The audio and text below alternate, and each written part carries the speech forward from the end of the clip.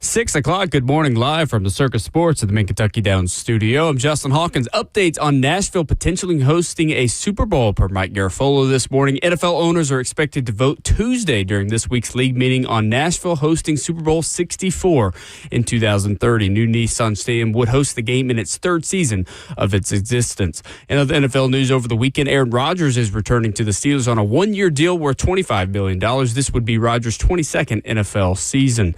Nashville Soccer Club beat LAFC 3-2 at Geodis Park last night thanks to Hani Mukhtar's fifth career hat trick. Nashville extended their MLS unbeaten streak to 7 matches and now sit atop the MLS Supporter Shield standings with 30 points on the season. NBA playoffs last night, the Cavaliers are moving on to the Eastern Conference Finals after dominating win over the Detroit Pistons in Game 7, 125-94. Cleveland will now play the New York Knicks with Game 1 starting Tuesday night. And Aaron Rai won the PGA Championship, becoming the first English-born golfer to win in more than a century. Rai shot 5 under on Sunday and a 9 under throughout the weekend, beating out John Rahm and Alex Smalley by 3 shots. For all your foundation repair and waterproof needs, you got to go to USSTN.com. Breaking news you want on your home for the Titans and Vols. This is 104.5 The Zone.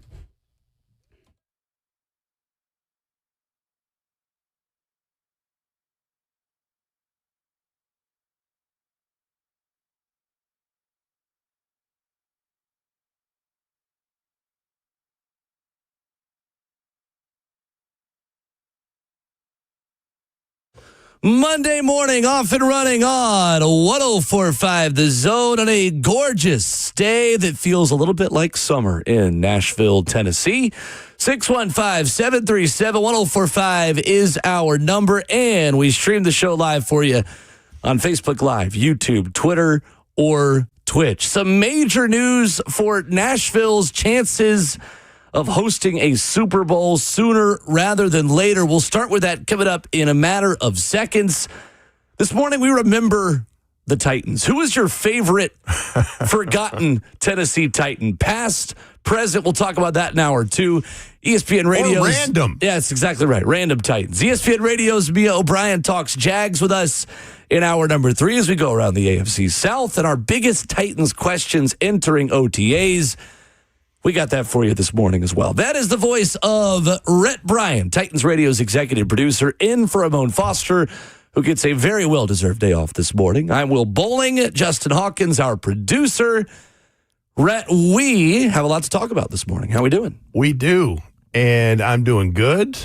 Enjoyed the weekend, and you're right, it's going to be warm today. I mean, when you roll out of the door as early as we did, and it's already almost 70 degrees. It's like, okay, it's going to be one of those cookers in here. Mm-hmm. But yeah, doing good and ready to roll through 4 hours. And didn't know that hour 1 and probably the top of every hour today is going to be led by what you just mentioned and what Justin mentioned in the update. Mike Garafolo saying that the owners' meetings this week, and in particular, and specifically tomorrow, we'll be voting to see if Nashville is the host city for Super Bowl 64, which by my estimation would be February 16th, 2030, third year in the new Nissan Stadium. And that is massive. Now, here's the thing. I think it's a foregone conclusion. I think that this is a formality.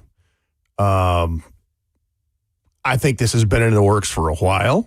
Obviously, the new building with an enclosed roof sets the standard for that.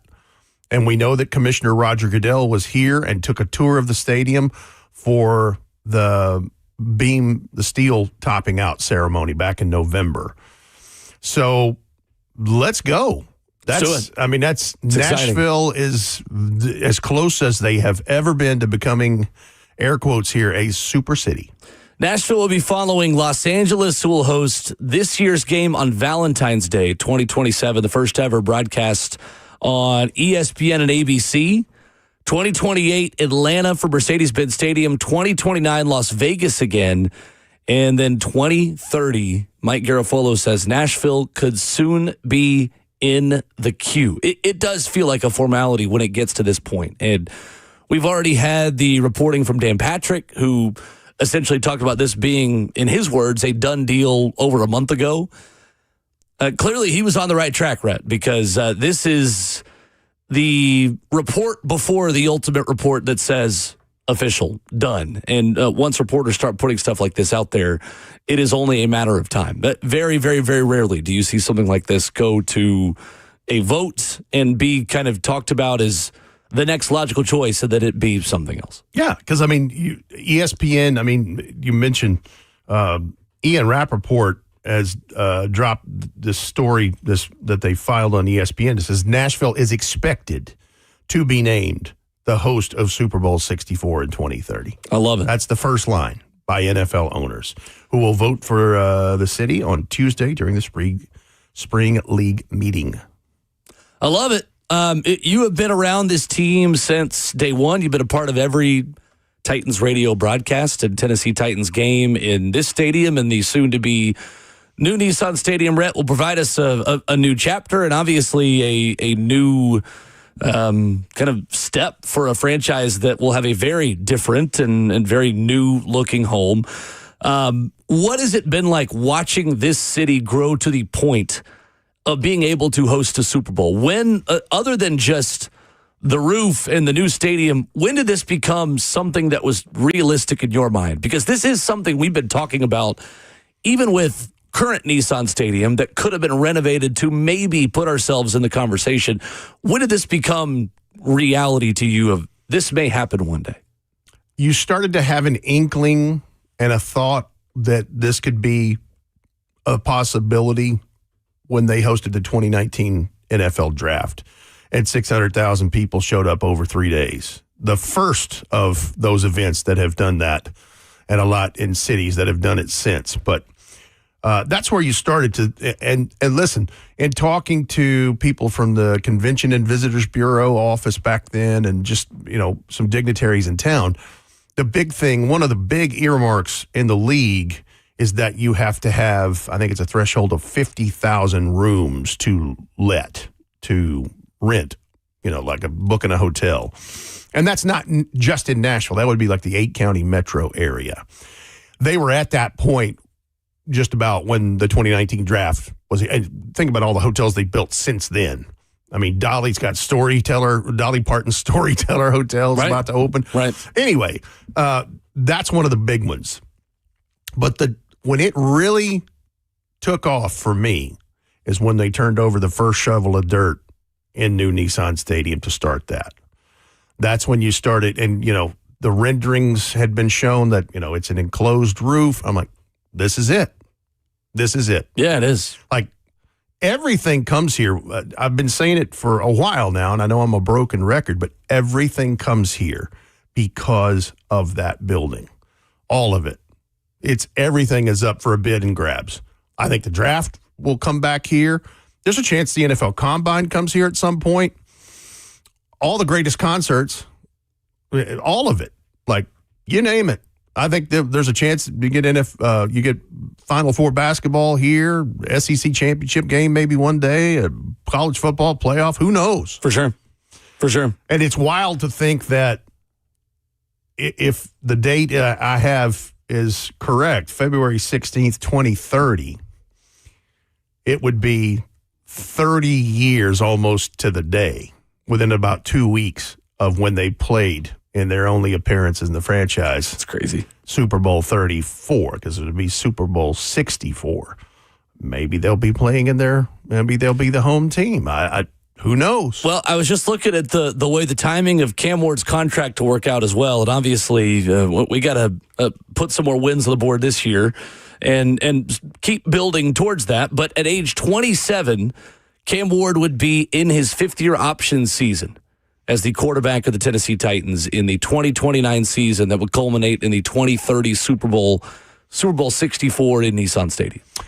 And if we're thinking about that, looking towards the future, hopefully that fifth-year option had already been picked up and probably working on a long-term deal, which also lends to the fact that he is indeed the franchise and things are moving in the right direction. Sure. That's what you're hoping for. That's what you drafted him for.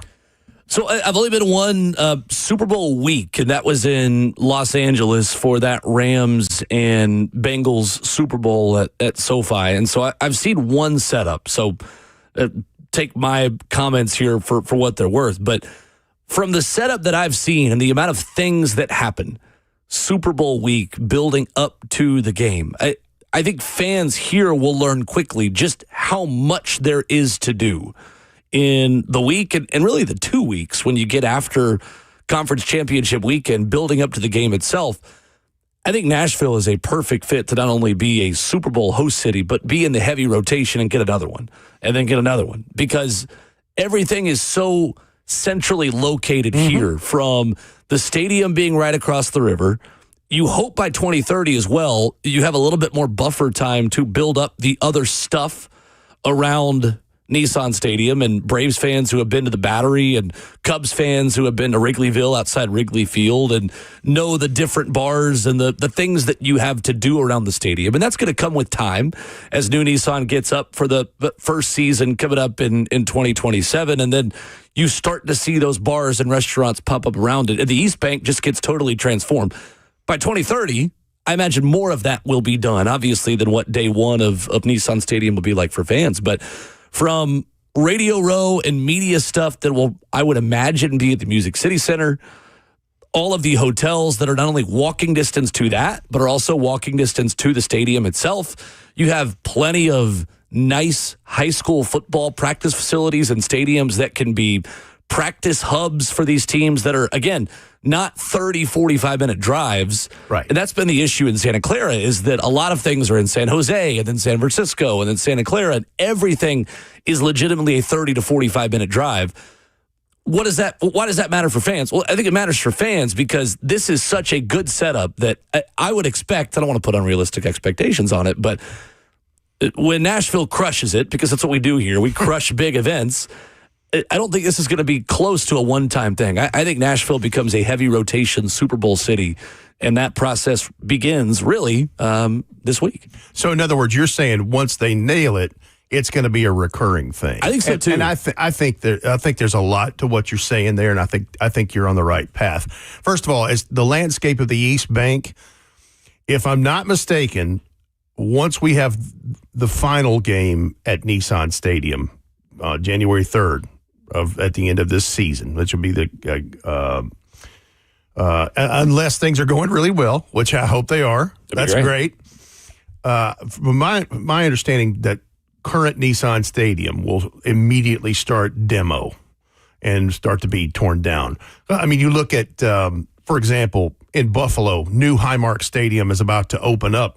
Old Highmark Stadium is already under demo right now, and they're doing the same kind of thing. They're not imploding anything. It's actually old demo with wrecking balls and cranes and backhoes and those things, tearing it out bit by bit.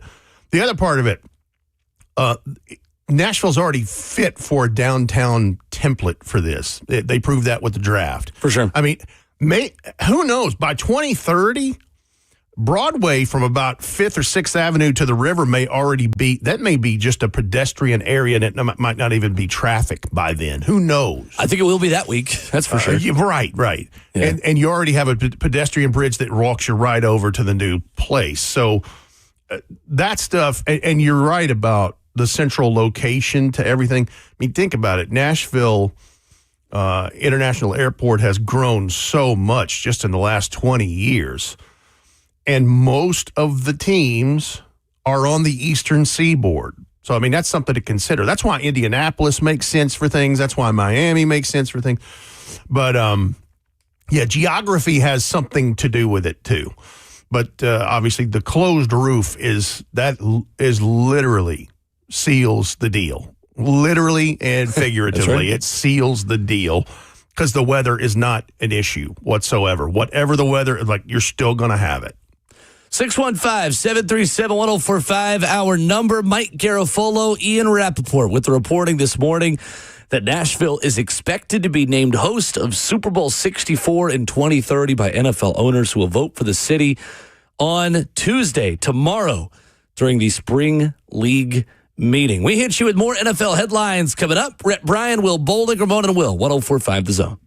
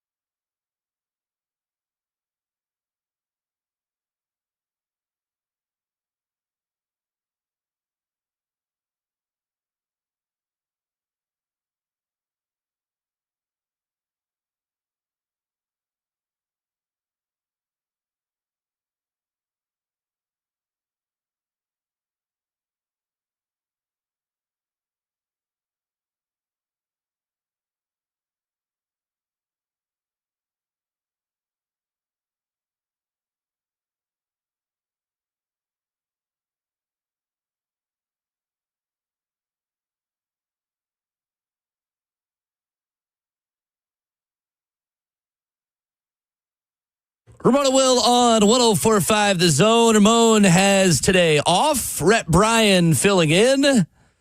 Myself, Will Bowling, at Ramon and Will on Twitter. Streaming the show live at 104.5 The Zone TV. FNN Bank chat open. Facebook Live, YouTube, Twitter, or Twitch. NFL please. headlines. That's right. This morning, Rhett, one big one over the weekend. And it's not a shock. But if I was a fan of this franchise, I'd be a little bit disappointed. Per multiple reports, the Pittsburgh Steelers and quarterback Aaron Rodgers have agreed to terms on a one-year deal, and that deal pays Rodgers somewhere between $22 and $23 million in base salary, with incentives up to $25 million, a significant pay bump from his one-year $13.6 million deal last year. 94.8 quarterback rating for Rodgers a season ago, 24 touchdowns, 7 interceptions, and the move comes 2 days before the start of the 2026 OTAs for the Pittsburgh Steelers. Does this move make sense for Pittsburgh, the team the Titans will host for the final regular season game in the history of current Nissan Stadium? Thank you, Aaron Rodgers. Well timed there, Jayhawk. So, I mean, think about what they have. They drafted Will Howard last year. They draft Drew Aller from Penn State. What was that, the third, fourth round this year? Mm-hmm. And then seems like they have one other quarter. Do they have another quarterback? They have Mason Rudolph. That's right. They do have Mason Rudolph. 76th overall, Drew Aller was picked in the third round. Yeah. There you go. I just, like, you know me. With Aaron Rodgers in the last handful of years, it's like, dude, you look miserable. Go home. Now, somebody's going to pay you $22 to $25 million. I get that. I just wonder at what point does it become counterproductive for them? Because, I mean, yeah, I think the guy can still play, but how much can he still play? I mean, I don't know. His body language is so bad. So bad. He just weird. Looks miserable. Yeah. The one thing I learned about Aaron Rodgers this weekend, besides that story that dropped, is I didn't realize he got married. Oh, did he really? Yeah, I saw a picture of his wife, he and his wife together, and I was like, oh, okay. Interesting. Did you meet her in the woods? Like, well, with all due respect, she looks like she was left over from 2020 Bonnaroo. Oh, okay, perfect. Perfect. But anyway, sure, she's a lovely lady. But well, I was like, okay. I don't know if I'm sure of that. But yeah, I don't know, man. I don't know how I would feel if I was a Steelers fan. So I don't feel like it gives you very much hope because you just know what Aaron is at this point of his career. I'm going to go through some of the numbers that Ben Solak wrote about at ESPN.com. On design runs last year, Pittsburgh was 13th in yards per play. On dropbacks, they were 23rd in the NFL in yards per play. Again, they've essentially doubled his salary from last year to this year. Success rate on design runs, 44.8%. That was 9th best in the NFL. On dropbacks, when they passed it, 26th best success rate in the NFL. EPA per play, 8th on runs, 19th on dropbacks. And explosive play rate, this was the big thing that plagued them last season. 7.4% explosive play rate on runs. That was 17th in the NFL. On dropback passes, they were 26th. Did not create explosive plays, only 11.4% of the time in the pass game. Aaron Rodgers has always been, Rhett, a guy that gets the ball out as quickly as he can. And it's like a hot potato. The second it touches his hands, he gets it out. Last season, he had the quickest time to throw among all quarterbacks at 2.71 seconds. He also led the league in percentage of throws that did not travel behind the line of scrimmage at 32.5%. That's basically a third of all of his passing attempts. 54% of Aaron Rodgers' throws were out in under 2.5 seconds last season. According to Next Gen Stats, that is his highest single season mark since 2017 when he was injured in that year and did not play the full year. He has to, because he can't move anymore, get the ball out as quickly as he can. And I've got numbers on that as well. Ben Solak writes at ESPN.com, from 2016 to 2022, Aaron Rodgers' pre-Achilles injury was moving on 16% of his attempts. His average distance traveled, and I know I'm getting in the weeds here, but bear with me, per dropback was 5.7 yards. His success rate of 19% on pressured dropbacks last year was the worst single season mark of his career. And last season, he had lows over the last 10 years for his average speed on a given dropback and how much time he traveled per pass. Again, 5.7 yards per dropback. Simply put, he's got to get the ball out quickly because he can't move the way that he used to. And it is hard for anyone to come back from Achilles injuries, especially at the age that he did, and with the other limitations of just being a 40-year-old quarterback in the National Football League with players like Myles Garrett running after you who are bigger, faster, and stronger than edge rushers were when he started in this league. If I was a Pittsburgh Steelers fan, I would just feel so limited in what I can expect from my football team. And there's not even the downside of how bad they could be to get yourself a good draft pick either. Like, take the risk, take a leap of faith with Anthony Richardson, or make a deal for a Will Levis. Make a deal for someone that is a reclamation project. It, for me, is what I would rather do if I was a Steelers fan today. Well, the one thing they're used to is winning seasons. They've had a bunch of them. Now, they're finicky because they haven't had a world championship to slap onto the end of those. Let's look at who that Aaron Rodgers is throwing to. So this is interesting. People forget, obviously, they have DK Metcalf. They were acquired in trade last year. They also picked up Michael Pittman Jr. because as soon as they signed Alec Pierce, the Colts did, that meant that Michael Pittman Jr. was out the door. And so that was their big offensive pickup. And then they drafted Jeremy Bernard from Alabama, not too shabby. And then also the Iowa receiver in the later rounds, Caden Weegan, who is a return guy and kind of a specialty person. Roman Wilson, who they've had, quite 3 or 4 years, I guess, the other receiver that they had drafted in previous years. Eli Heidenreich is somebody else that they had picked up, the Navy kid who's pretty shifty. Oh, yeah, of course they drafted a fullback. Sure. It's a very Steelers thing to do. And, of course, they have Darnell Washington and Pat Fryermuth as the other, the tight end options in that. So, I mean, he's got weapons to throw to now, not just DK Metcalf. So it'll be interesting to see how that works. And I'd have to look at the numbers to see how many sacks that the Steelers line allowed and all those kinds of things. Because, to your point, he's got to get rid of the ball pretty quickly. 100%. Which is what you say about every quarterback in the league. But I think that's the gamble that the Steelers are making under Mike McCarthy is with a better supporting cast, can they find a higher ceiling as an offense to allow Aaron Rodgers to dink and dunk with more dynamic playmakers, right? Like they're essentially saying, yes, this is our guy that raises the floor high enough for us to be competitive. The defense is still good enough for them to be a defense-led team with T.J. Watt and Cam Hayward and those guys on their front seven, and obviously the history of the Steel Curtain defense that we unfortunately know a lot about here. To say that, all right, at league average quarterback play, get the ball out quickly with better weapons, can be an above-average offense, and that's all it takes for them with the way that defense plays. I just think the AFC North is going to be better. Because I think Lamar Jackson healthy, if he's able to stay healthy again, Baltimore should be improved.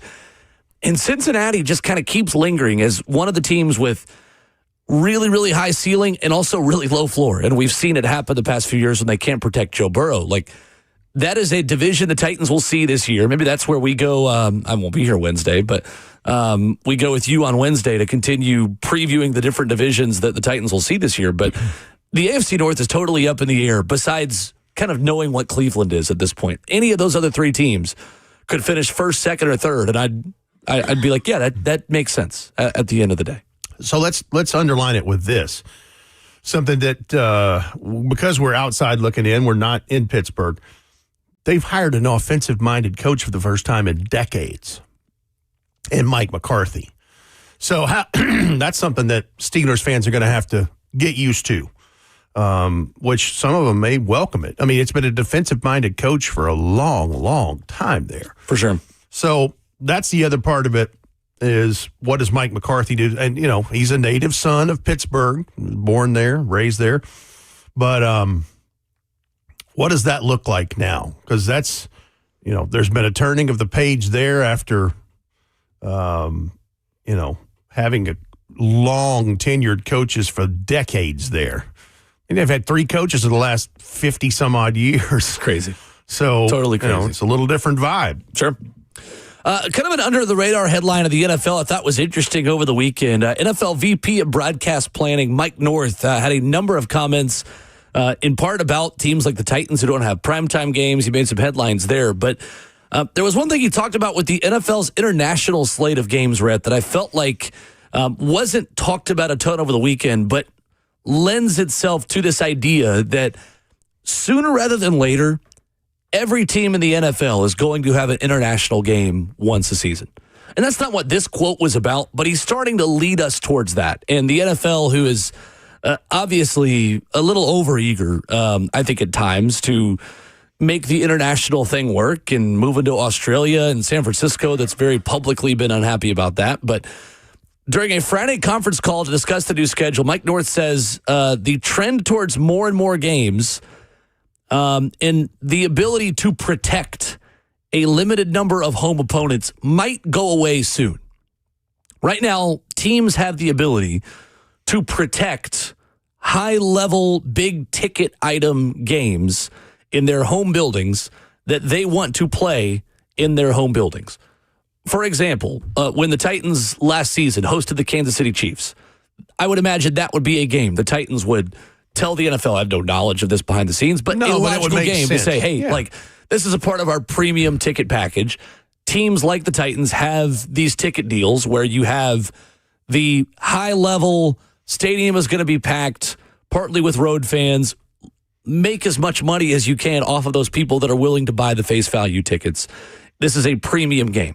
Mike North says that is something the league has been discussing for quite a bit. He says it used to be 4 or 5 games, got down to 3 games protected. He says, I think we're now down to 2, and that may continue to diminish as we are trying to build a schedule and deliver quality inventory to our international fans, saying, what kind of message does that send to international fans that I don't want my 2 best games ineligible for international? Sooner rather than later, he is alluding to the fact that teams are not going to be able to protect any kind of game, and that the league will wave its magic wand and say, that's your biggest game of the season in your stadium? Snap a finger, now it's in Spain. Now it's in London. Now it's in Dublin. And the league is really about to take, I think, more drastic steps as we get closer to 18 games to get to the ultimate goal. Everyone's going to play 1 international game a year, I think, sooner rather than later. Which is wild to think about and how that has evolved just in the last decade. I mean, they're playing a game in Australia this year. They've added, Madrid, Spain last year.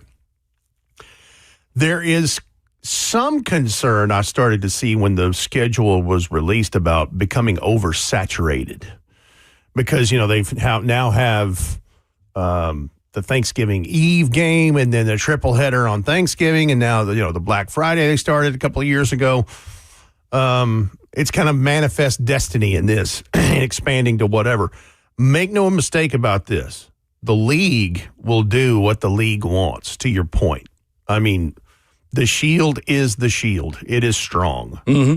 I mean, just for an example, like with the news that Mike Garafolo and those have dropped this morning about Nashville being voted as host city for Super Bowl 64, the league is going to take over this town for a window of time. You think they took over for the draft? Exactly. It's like, nope, we have that, we want this, we want that, and here's what you must do. Like, there's a whole process to all of it. Yeah. I mean, it's, I'm sure there's different guidelines, but it's like someone putting in their bid to be a host city for the Olympics kind of thing. Like, there's certain criteria and things that you have to pass. And the league, at the end of the day, they don't care. They'll take what they want. And, yeah, the fact that Mike North dropped that in what was it, a conference call, I guess, about the schedule? Mm-hmm. Yep. Is interesting, but not surprising. What I think is also interesting, and this is, again, we're getting really in the weeds and going to this part of it, but former ESPN president John Skipper was on Pablo Torre's podcast, Pablo Torre Finds Out. Okay.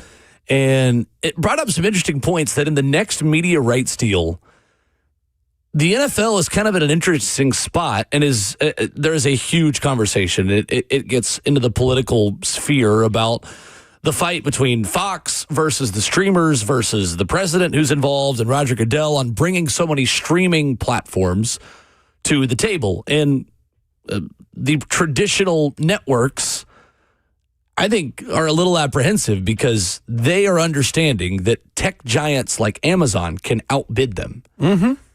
And as the NFL's media rights deal becomes more and more valuable, and that's ultimately, I would say, job number one for Roger Goodell, make the Shield more profitable. Make the Shield, meaning the NFL, more valuable. As the NFL does get more and more and more valuable, all of a sudden the legacy media organizations like Fox and CBS, and even to an extent Disney and ESPN and ABC, are coming to the table in these negotiations, not as the ones with the deepest pockets. That's Amazon. And that's Netflix. What John Skipper mentioned, former ESPN president, mentioned is the thing is those tech companies and those media organizations don't have to really bend the knee to the NFL because they don't have to have the NFL. Like the movies, the content, right? The money that Amazon makes as a company, self-produced series that draw views, millions of views all the time, right? And even beyond just the content part of Amazon, like Amazon as a company does not need streaming. Streaming is something that they minor in. They major in when you order toothpaste or you order the Brita water filter that I didn't know you had to replace every 3 to 5 months that I've had for over a year in my apartment. It's going to be there later that day. So what you get is companies that don't have to go along with the NFL's way of doing business and wanting to be good partners of the NFL because they have the leverage.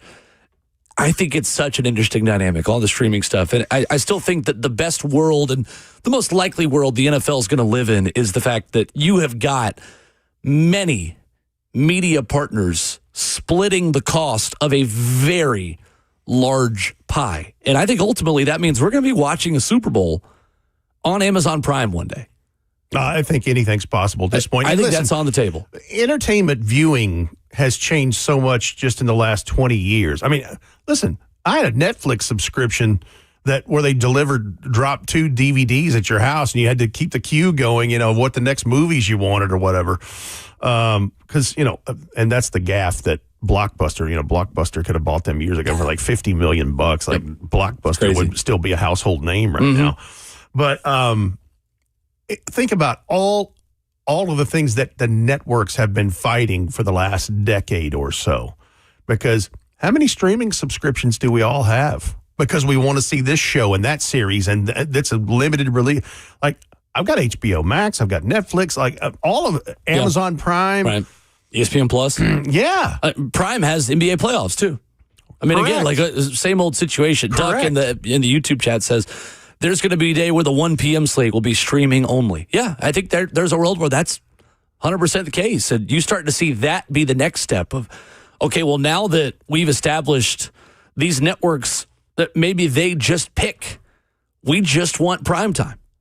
And when the costs rise so much, do we get to the point where you have limited games on TV and the majority of them are on streaming? I think everything's on the table, and I think that the NFL is growing and growing and growing, and it's going to reach a point to where Fox and CBS and ABC, I think, have to make some difficult decisions and say, you know what, we just can't afford this anymore. Yeah. Like at one point, do they start losing money that they can't sell enough advertising dollars and ad space to justify the billions and billions it's going to take to put on NFL games? Well, I mean, a 30-second spot in this last year's Super Bowl was what, $6.5 million?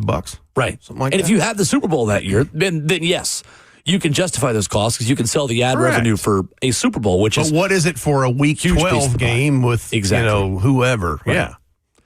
Interesting. 615-737-1045 is our number. If you decide to go play golf this morning or today, or you get inspired watching the PGA Championship, you're going to see more people wearing 2 gloves at your local Muni because of yesterday's PGA champion. And we'll talk about coming up next.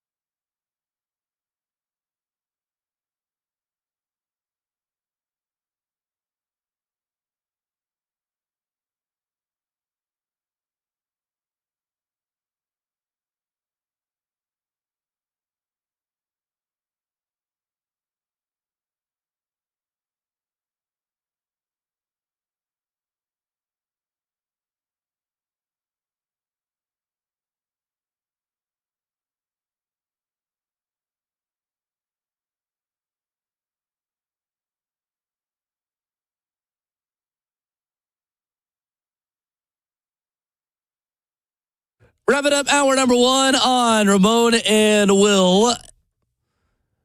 Rhett Bryan in for Ramon Foster, myself, Will Bowling, at Ramona Will on Twitter. We have just given the people a prompt, a question. Name a random Titans player that you love. Past or present, go. Remember the Titans, forgotten. And it can be just a random Titan. We're into the window now where we start talking about some goofy things and trying to keep it centric with what's going on here. But yeah, who's some names that you've just kind of forgotten about? Drop a random Titans name, at Ramon and Will. We're going to talk about that coming up in hour 2. Some guys on this current team who are under the radar contributors, but also Rhett, again, knows as much about this football team as anyone in this town and is going to be able to go into the weeds on some old forgotten Titans that I'm looking forward to remembering. I'm glad you said go into the weeds and not something else with the weeds. Okay. By the way, I think we should say Anthony Hill Jr. signed his rookie contract at the end of last week. So that leaves pick number 31, Keldrick Falk, the defensive end from Auburn, as the only one of the 8 draft picks unsigned. So they're looking good, and we're not even close to training camp. Sure. Over the weekend as well, and finish it up yesterday at Aronimink in Philadelphia, Aaron Rye becomes the first English-born golfer to win the PGA Championship since 1919, when Jim Barnes won it. It was match play back then. He won it in 1916 and 1919. And Aaron Rye was way off the beaten path of guys who could have won this tournament coming into the weekend. DraftKings had Aaron Rye 290-1 to win the Wanamaker Trophy, making him the longest shot to win a major in at least the last 20 years. Aaron Rye entered the PGA Championship ranked 44th in the world. He will rise to 15th in the world. Started the final round 2 strokes back of Alex Smalley, the 54-hole leader. And he quickly cut that deficit to 1 when he made a birdie on the opening hole, then made eagle right as he made the turn. Birdies on 11, 13, 16, and 17. Became the first golfer to go 6 under or better over the final 10 holes while winning a major since Cam Smith at the 2022 Open and Jack Nicklaus at the 1986 Masters. So Aaron Rye wears 2 gloves, Rhett, and he has iron covers on his irons. And the story behind it is actually pretty cool.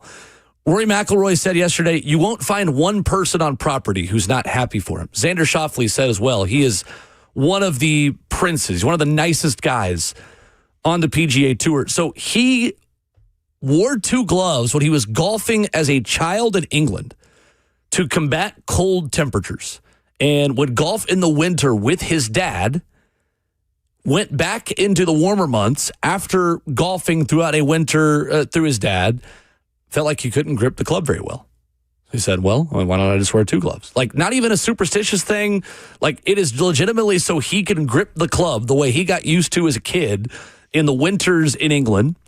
And he came from a working class family who had to grind to make his dream possible of being a golfer, and says he has covers on his irons to remember where I came from and to respect what I have. A nod to the sacrifices his father made to buy him the nicest golf clubs growing up. His dad would wash every club after every single round, hand wash every golf club. Didn't come from a big club, wasn't the son of a PGA Tour player or PGA pro or a just golf pro in general. This is the kind of story you don't hear a lot in this sport. Blue collar. It is a blue collar major championship for Aaron Rye, and a little bit different kind of player. He ranks, I think, 120th in driving distance off the tee. There are 5 players that have worse average driving distance off the tee this year in the PGA Tour. Not a big hitter, not a pipe at 350 kind of player. Just a workmanlike, solid, nice guy, soft-spoken golfer who had a 68.5-foot putt yesterday and didn't even really have a fist bump. Just walked up, picked up his ball, and kept going. All that to say, he'd been there before. Pretty cool story yesterday at the PGA Championship. Very cool story. I mean, what'd you say, 1919? Yeah. Over 100 years? Mm-hmm. Wow. No, you knew it was a big deal because, I mean, about the time all that happened, just timelines flooded with his name. And if you're not a serious PGA follower, you're like, who? Who is this guy? Yeah. So he also won the par 3 contest at the Masters, and that comes with a lot of superstition of you don't win the Masters if you've won the par 3 contest. But Trevor Edelman made the point yesterday on CBS. Well, maybe that just means you win the PGA once you win the Masters. So happy for Aaron Rai. Not too shabby. It was fun yesterday. That 68-foot putt on the par 3 17th, second longest putt made by any player in the field this week to go 4 strokes in front. It was electric. Totally electric. Also, it was funny hearing Eagles fans do Eagles chants at Scotty Scheffler every time he made a putt, because Scotty is a Cowboys fan. So he would hit a putt and they would do EAGLES Eagles. Very on brand. No, there's the NFL for you. Coming up, the big headline of the morning, the next steps taken for the Titans to host the Super Bowl. We'll give you the details on that developing story this morning. Plus, remembering Titans, forgotten Titans of old, and maybe some of present as well. Rhett Bryan in studio with us. Hour 2, Ramon and Will is next.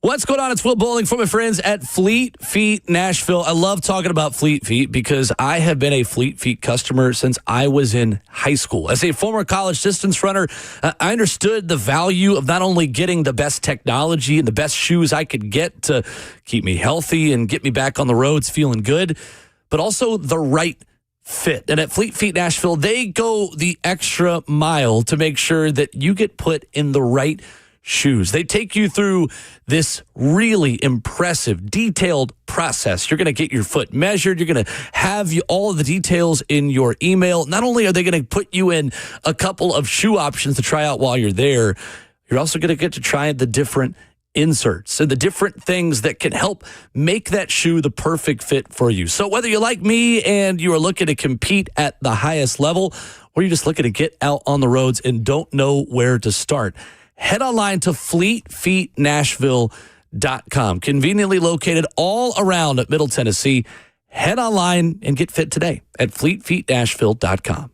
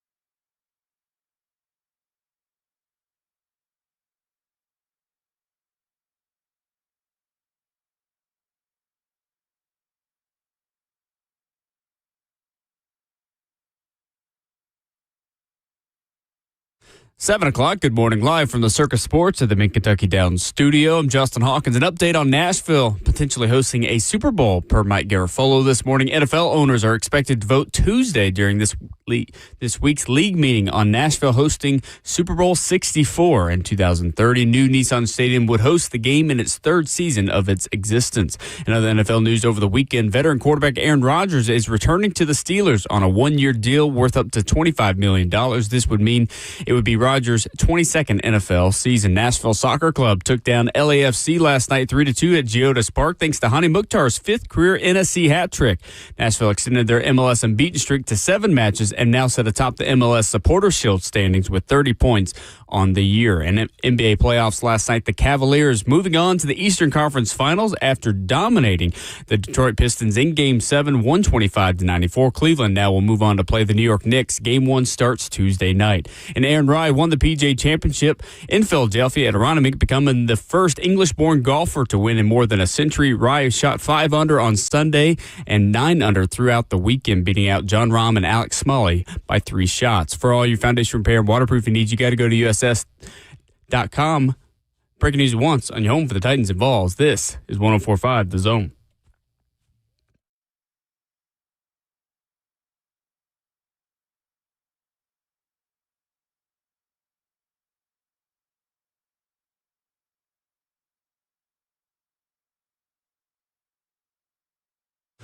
Away we go to hour number 2 on this Monday morning edition of Ramon and Will. 615-737-1045. The number, the Ramon part of Ramon and Will. We'll be back tomorrow and fill it in for the Big Ragu this morning. Titans Radio executive producer Rhett Bryan. Your comments in the F&M Bank chat, Facebook Live, YouTube, Twitter, or Twitch. On Twitter at Ramon and Will. So we have already got a lot of interaction, Rhett, on a topic that you and I have been talking about for a couple weeks at this point. Remember the Titans. On forgotten random Titans that you love. Whether you grew up in my generation and you just, everyone as a kid has that attachment to a random football player. Mine was Justin Hunter, I loved, as a Titan and as a Vol. I was going to say, that makes obvious sense. Totally loved Justin Hunter, just random, growing up. Who is a Titans player that is random that you love? I think we could go a little bit more random than Derrick Henry and Steve McNair, but I'm not going to knock anyone for saying they love them as well. I also think we can be a little bit more obscure than... you know Randy Moss was a random Titan? Yes, of course. Absolutely. Andre Johnson. These are both very common, yes, random Titans.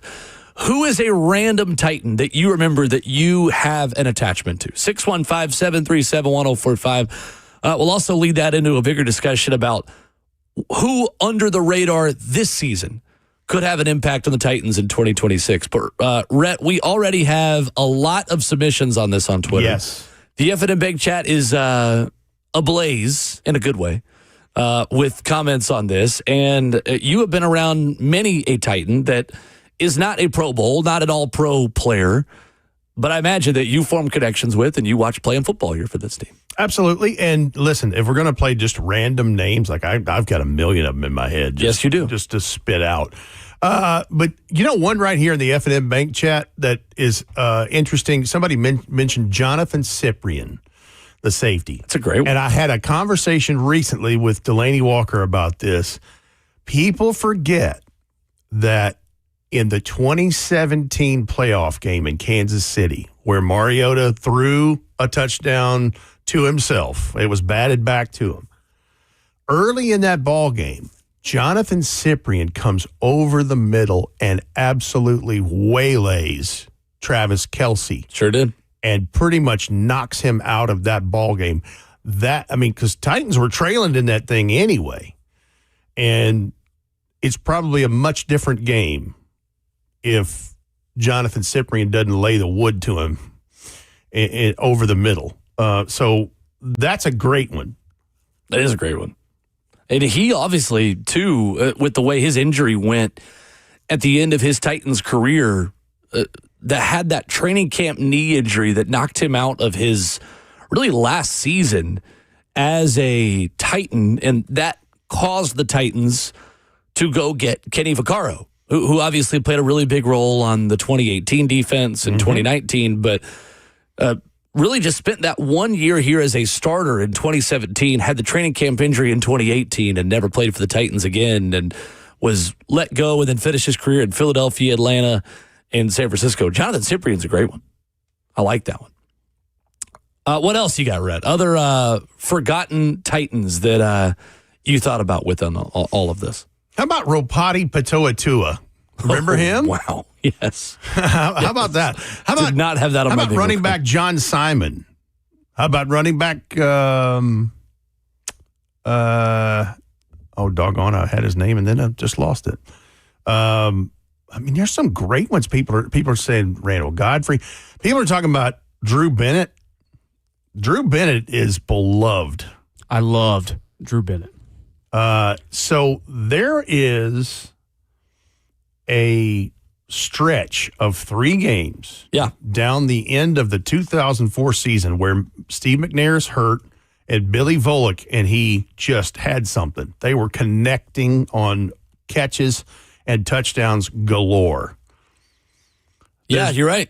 Weeks 13 through 15 of the 2004 season. Right. Drew Bennett had 517 yards and 8 touchdowns. In a league, too, where that wasn't happening. That was not common. And the 8 touchdowns in the 3 games is, I think, still an NFL record. But, I mean, and you look at the best 3-game stretches of wide receivers in the history of the league, like Jerry Rice, there's a couple of these that are Hall of Famers that only had a similar or better deal. I mean, just ridiculous. Yeah, he went on a heater with Billy Volek. And he left town and he got big money to go to St. Louis to play for the Rams. He did. And that 2004 season, 144 targets, 80 catches, 1,247 yards, 11 touchdowns. 11 of his 28 career touchdowns came in that season. And to your point, in that 3-week span, over a quarter of his career touchdowns were in 3 weeks. Well, see, he was an early addition of a training camp crush because he was undrafted. Right. I mean, he was the 5th quarterback at UCLA at one time. Wow.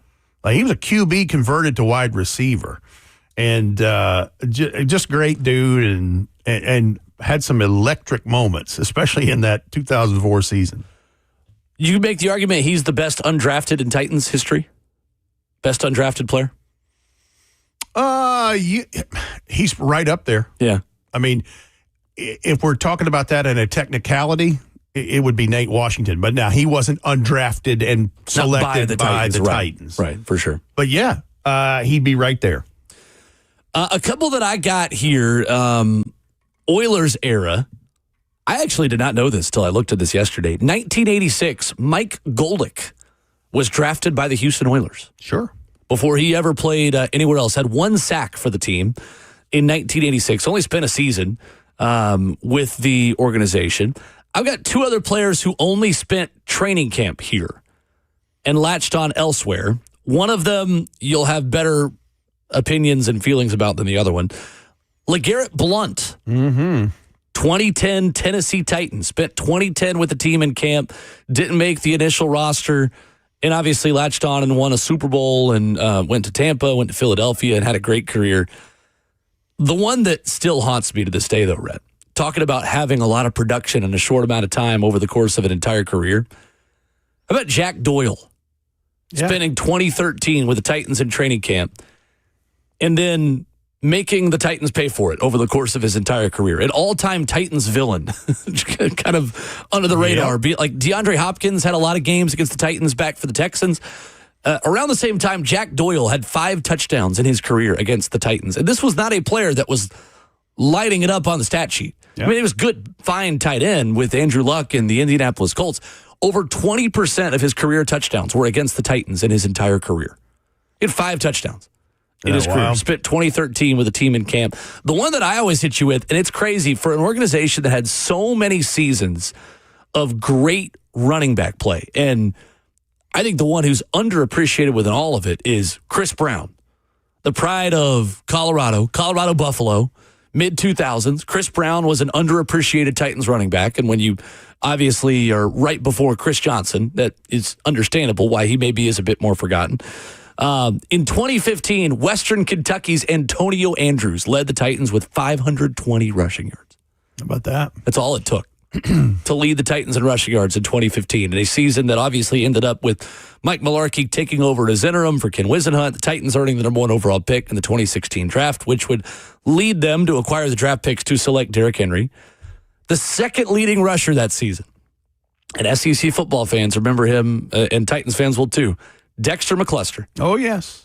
34 rushes, 252 yards. Dexter McCluster on staff at Independence High School for a while here in Middle Tennessee as well. In coaching backs, 34 carries for 252 was the second leading rusher for the Titans in 2015. Yeah. That's insane. Oh, yeah. That's insane. Well, there's a time where Leon Washington toted the rock for the Titans. Crazy. So just a couple of them. But and I mentioned a couple Western Kentucky guys, too, between Antonio Andrews and Jack Doyle. Running back Robert Holcomb. Let's go to the phones. Joey in Cross Plains. First up, name a random Titan that you love. What's up, Joey?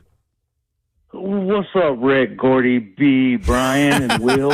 So, just sitting here as you're going through them, I had one, and then I thought of two more. So my first one, Troy Fleming. T-Roy. Oh, yeah. Great one. Yeah, Troy back in the day.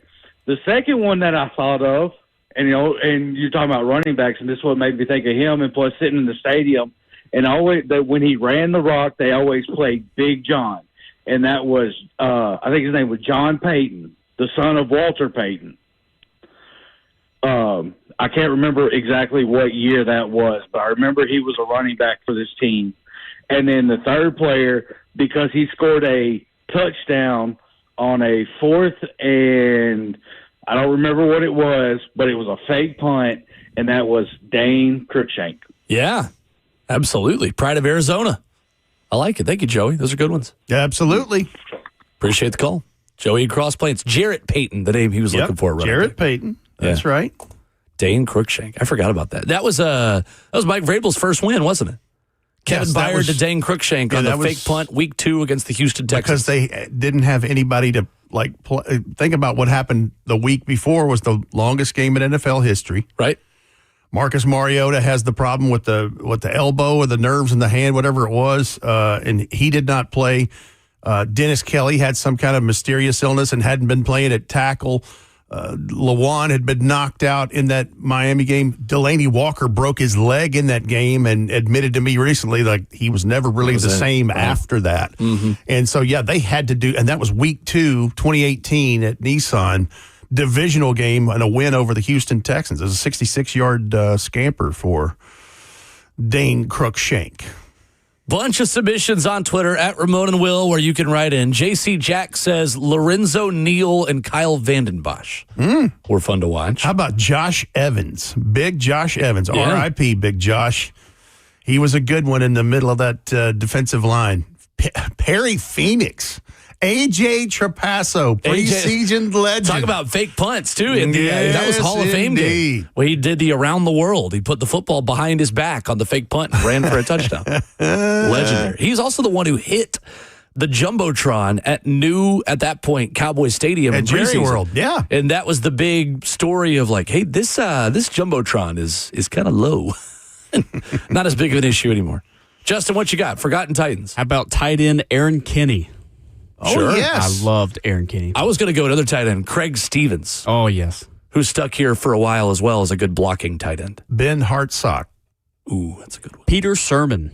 Yes. He's a good linebacker. Absolutely right. He was a GA at Tennessee. I interviewed him once there. Yeah. And he's the defensive coordinator. Where was he defensive coordinator last year? He's been all around the traditional Pac-12 schools, RIP. He is now at the New Orleans Saints. Linebackers coach for the Saints. He's back in the league. There we go. Peter Sherman. Yep. Other submissions on Twitter at Ramon and Will. WV down to TN says Tyrone Calico and Samari Roll. Tyrone Calico. Not bad. Middle Tennessee State University. That's right. And Roy Williams finished his deal before it started. That was before the horse collar tackle was outlawed, because Roy Williams was taking down dudes with that, and like he messed up both of Tyrone Calico's knees in that game in the old Texas Stadium. Second round pick out of MTSU, 2003. Tyrone Calico, you talk about the size and the speed and just the overall athleticism that he had coming out. Tyrone Calico was the athletic freak at wide receiver that we have grown accustomed to, Rhett, that I don't feel like was as common then. Like, it was not normal for a guy at 6'3", 223 to run 4.42 and jump 38-inch vertical. Yeah, and I think he had a track background too. I think you're right. But yeah, Tyrone Calico. Infinite Big Chat open for your comments as well. Andre Wolfolk, another one. Deontay Foreman. Deontay Foreman is a great one. Donnie Nicky, Carl Klug. Michael Griffin, I've seen a couple of those. Oh, yes. A couple of Michael Griffin shout-outs. Well, and here's the thing, and I'm glad somebody mentioned, and it's a couple of folks have mentioned Michael Griffin. I'm interested to see if the safeties back there reap the benefits of a powerful force up front and a front four, because Michael Griffin will tell you he had 7 picks his first year in the league, and it's because Big Albert Hainsworth and those guys were terrorizing people up front. I think the Titans front four may have some help for some gift wrap things for the secondary this year. I certainly want that to be a thing. Would like to see it. The other shout out I'll give, because he was my favorite teacher in high school, offensive lineman from Texas A&M, Jason Matthews. Jason Matthews, the ever reliable Jason Matthews. Favorite teacher I ever had in high school. Well, and you talk about a guy that was he was a do-it-all guy, and he just reliable. Yeah. Just as reliable as, everything you wanted an offensive lineman. His number wasn't called a lot in terms of penalties and those things. He just got in there and got the work done. I loved his econ class so much in high school that I decided to minor in economics in college. One class in, realized, I don't actually like this. I just liked the teacher I had in high school. Never mind. I think I went to a couple classes that year. Still made a B, but went to a couple classes and never took an econ class again. All right, coming up, more of your forgotten Tennessee Titans. Name a random Titan you love.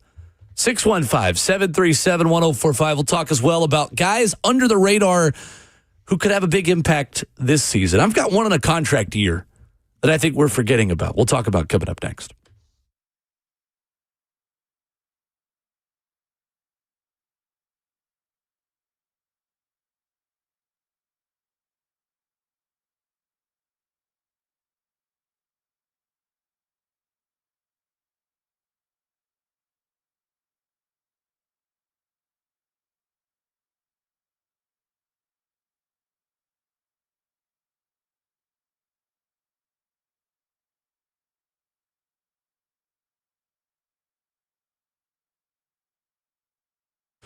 What's going on? It's Will Bowling. Hey, do you have a plumbing issue at home?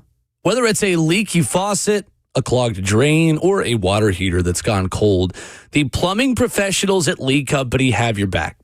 Available 24/7 year-round, Lee Company's licensed technicians can save you time, money, and all the stresses that come with an ill-timed plumbing issue. You can contact Lee Company's award-winning team online at leecompany.com. That's leecompany.com, the business that has over 80 years of experience serving Middle Tennessee. Lee Company's been trusted since 1944. They're available 24/7, a multi-award-winning great place to work. They get great reviews, and they know how to do business the right way. Over 1,800 team members, 15 community locations in Tennessee, Kentucky, Alabama, and Georgia. Let them take care of that plumbing issue that you've been putting off around the house. You can contact their award-winning team online at leecompany.com. That's Lee Company. All you need.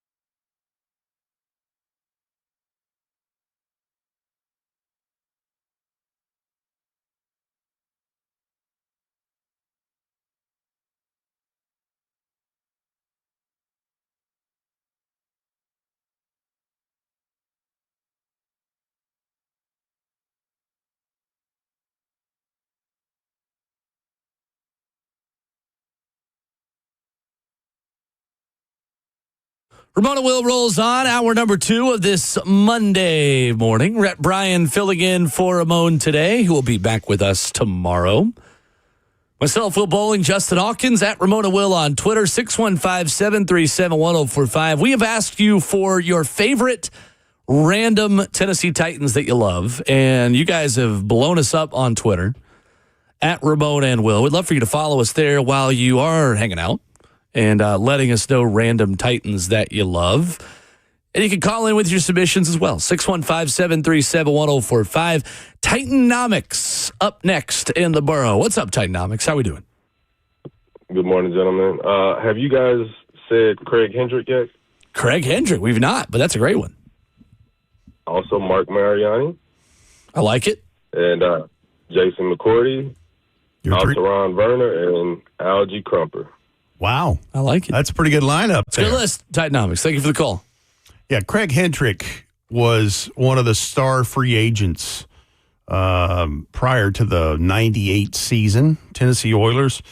And, I mean, he was the best specialist you could get at that time. And that worked out very well for both the Titans and for Craig Hendrick, who was just a machine.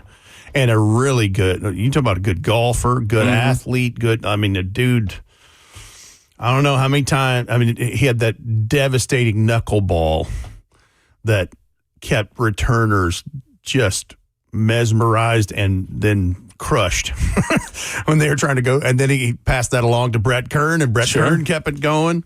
12 seasons with the Titans, 1998 to 2009, two-time Pro Bowler in 98 and 03. This is a random stat. I'm curious if you guys can get close to this. How many times do you think Craig Hendrick punted inside the 20 in his career? Total punts to land inside the 20 in Craig Hendrick's career. Take a guess. 242. Oh, okay. I don't know. It's not bad. It's not a bad guess. It feels like a high number. 497. 399. Okay. One punt shy of 400 inside the 20 in his career. Wow. Yeah. Led the NFL 47.2 yards per punt in 1998 as a Pro Bowler for the Tennessee Titans. Not bad. That is how I will always remember, Rhett, the specialists for the Titans is Craig Hendrick on punts, Rob Baronis on kicks. That was the Titans for so many years, and those two guys as teammates. Sidelines Titans writes in, at Ramona Will says, Big Country Dave Stewart, my favorite offensive lineman. Big Country. From right down there around, where's he from? Decatur, Alabama? I think that's right. And I swear the guy never said 2 sentences the whole time he was here. Great dude, though. Love that. I was going to actually ask about that, of forgotten Titans that you remember, and for you talking to so many of these guys, who are some of your favorite quotes over the years as Titans players? Like whether they're superstar players or not, favorite guys to talk to in the locker room and on Titans radio? Jason McCourty was always great. And that's low-hanging fruit, easy answer there. Right. I'll tell you one, back in the early days, of course, Frankie was always good. Frank Wycheck was always good to us. But his counterpart there in that same tight end room is Jackie Harris. Jackie Harris was great. Jackie was from Pine Bluff, Arkansas. And I don't know if he still does, but at one point he owned some radio stations in Pine Bluff, Arkansas. Like he would come to the studio just to see what we were doing, how we did it, and he was interested in the technology and the things behind how we operated. Sure. So, but yeah, those are always good. Golly, trying to think who. There's been a lot of them that were really good. Mm-hmm.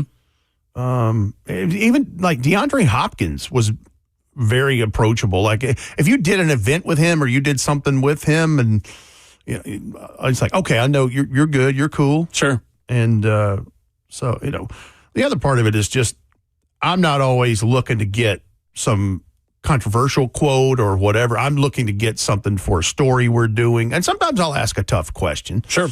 But it's normally something about them. But yeah, there has been a bunch of those over the years. I get a tweet from C. Patterson 52, 615 lineman, who says, mine is Luke Stocker, One, because I met him at UT on a football visit, and at the time, he was the biggest dude I'd ever seen. And then I thought to myself, if I have to be this big to play college ball, I will never make it. And I'm 6'4", LOL. Titans tight end coach Luke Stocker at this point. Wow. Let's go to Joseph in Dixon with a submission on favorite forgotten Titans. What's up, Joseph?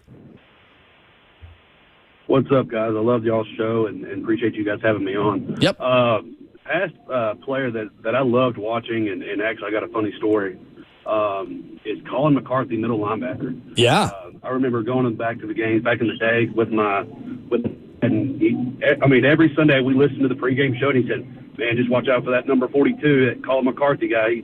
He's going to go around banging some hats, let me tell you. And every time he'd step on the field, man, it was just like we would be watching him. And loved watching that guy. And, man, hope you guys have a great rest of the day and tighten up. Thank you, Joseph. Appreciate the call. Colin McCarthy. 2011 fourth-round pick out of Miami. I remember Colin McCarthy, Rhett, and I feel like middle linebacker is a position where this happens, where a third inside linebacker or a guy that's not slated as a starter will come in and just show you flashes and just run around like their hair is on fire. Like, who is that guy? And to Joseph's point, like, that was Colin McCarthy, of someone who in spot duty would not look out of place and run around and make big plays. He only lasted here for 3 years and didn't stick elsewhere. But he started 7 games in 2011, 7 in 2012, 5 games in 2013. Just the epitome of that third linebacker, first off the bench, rotational guy that would make a play every now and then, make you like, oh, wow, okay. Had a pick all 3 seasons as a Titan back in 2011 through 2013. I've not thought of him in a long time. Yeah, and Colin got banged up quite a bit there. I think he had some concussion issues that ended up being the problem there. But funny guy, and yeah, I get it.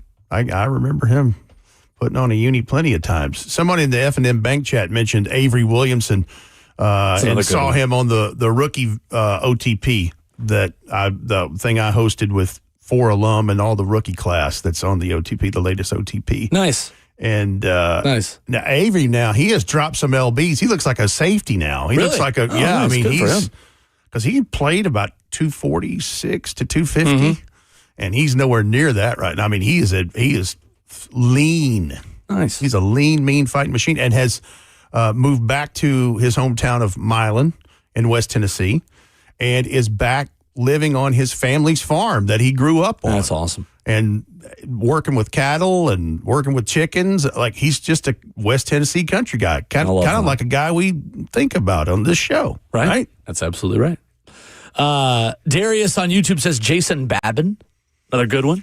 Who had a fantastic, he was a 1-year deal and had a great year under the tutelage of Jim Washburn, the great defensive line coach, and then went and signed and kept moving. But yeah, he had like 12 and a half sacks, I think, that year. Talk about one good year, and it wasn't quite that good, but the other random Titans pass rusher who I think of, who spent 7 years here, Carl Klug, 5th-round pick, number 142 in the 2011 draft out of Iowa, 7 sacks as a rookie in 2011. Only started 8 games over those 7 seasons, but amassed 21 and a half sacks. Just solid. Talk about rotational guys. That defensive line would just rotate in, and here comes Carl Klug and Kyle Vanden Bosch. And to that point, Jason Babin. We've got another one for. I lost it. Hold on. It's Wesley Woodyard. There's a good Woodyard's one. another good one. Jason Jones was another good one. Oh, yes. From around that era for the Titans. 2nd-round pick of the Titans at 2008 out of Eastern Michigan. He spent 4 years big here. D lineman. That's right. Scott's up next. Favorite old school and forgotten Titans. What's up, Scott? Morning, fellas. How y'all doing? Great. And you?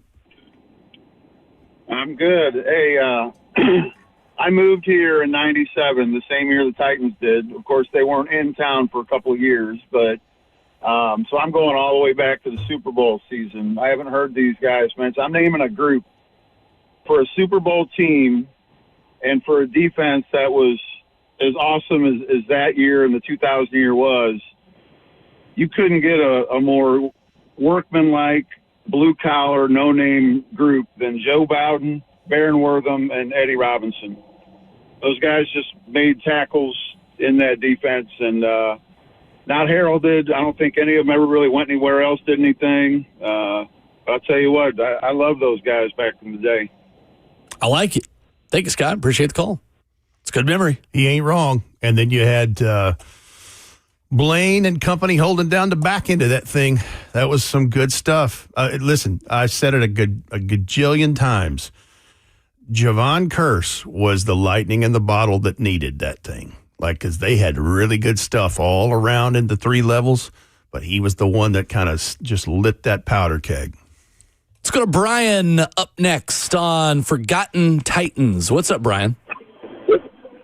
Morning, guys. Morning. I don't know if you guys mentioned it or not, but Kyle Vanden Bosch, he was one of my favorite defensive players the Titans had. He just had a mean attitude to him every time he was on the field, but he was the nicest person off the field that I can think of. I like it. Thank you, Brian. Appreciate the call. And Kyle Vanden Bosch, Rhett, also was a favorite of Coach Dave McGinnis, KVB. Absolutely. Yeah. Absolutely. He stood on the table for him to get drafted as an Arizona Cardinal, saw him tear one knee, the next year tore the other knee, and stood on the table for him here to come as a free agent. And that worked out quite well, again, for both the Titans and for Kyle Vanden Bosch. I just liked his red contacts. Yeah, that's so that was great. some intimidating stuff, wasn't it? Remember the Monster Mash song they would do around Halloween? The Vanden Bosch. Yeah, just you like had that and the Pain Train all in the same, and the Kroger shopping cart race all in the same game back then. Oh, somebody mentioned Carlos Hall from Arkansas. Ooh, yeah. Carlos Hall, and I think he was a 7th-round pick. He had one game where he had 3.5 sacks. I forget which one that was. I think that was against the Bengals back in 2002. But, yeah, he went bananas. He had 8 sacks in 2002 for the Titans. Yeah. As a rookie. Yeah, 3 sacks week 1 against the Philadelphia Eagles. Okay, there you go. 27-24 win in Nissan Stadium over the Eagles. 3 sacks for the Titans on September 8th, 2002. How about that old Carlos Hall? Wow. Very nice. Another one from around that area. Talk about just lunch pail grinders. Ahmad Hall, forgotten Titans fullback. The Sarge. Or one of my buddies had his cleats. Somehow got his game-worn cleats. And I was like, oh, I've got Ahmad Hall's cleats. Okay. That's random. Very random. Cool. Elijah in Lebanon is next. Hey, Elijah. Hey, how you doing? Great. Hey, I wanted to tell you guys, you guys remember Chris Brown? Our old running back? Absolutely Yes, remember Chris Brown. Yes. It was just somebody I just wanted to bring up. That's it. No, like you're it. good, That's Elijah. fantastic. That's a great one. Chris Brown, Appreciate the call. former Colorado Buffalo, and I thought Eddie George had an upright running style until I saw him. He ran straight up. Uh-huh. But, people got excited about him. He had a 1,000-yard year. He was very 04. serviceable. And he did that in 11 starts. Correct. Didn't start every game that year. Had a monster game in college. I believe it was against Nebraska. Had 5 rushing touchdowns in that game. Yep. I know exactly the one you're talking about. And his son now plays left field for Josh Elander in the Tennessee Volunteers. How about that? That is crazy to me. That is absolutely crazy. And I apologize to anyone I just made feel old by relaying that news that Falls fans have known this year. But, yeah, Chris Brown was awesome. That 04 season, 05, I mean, it's just solid. And a good-sized back, too. Yeah, definitely. Definitely, yeah. Pro Football Reference has him at 6'3", 235. Yeah. 3rd-round pick of the 03 NFL draft for the Titans out of Colorado. A banger. Harold in Springfield up next. What's up, Harold? Oh, some old Titans, 2004. The Billy Volek, Drew Bennett connection. Yeah. Wasn't about 10, 12 touchdown connections. I mean, Billy would drop back and some of those rainbows just threw it up and Drew Bennett run under and caught it. I mean, that was just unexpected great memories. Uh-huh. I like it. Thank you, Harold. You're right on the money. In 3 games there, weeks 13, 14, and 15 of the 2004 season, 517 yards receiving and 8 touchdowns for 1 Drew Bennett from 1 Billy Volek. And great minds think alike, as we just got done talking about that about a half hour ago, so you were on the right track on Billy Volek, Drew Bennett. More of your calls. We'll get to Will, Eric, and Thomas up next, 615-737-1045. And I want to talk about a couple of players on this Titans team, Rhett, who have the opportunity to go under the radar and have a big impact for the Titans in 2026. Coming up after this.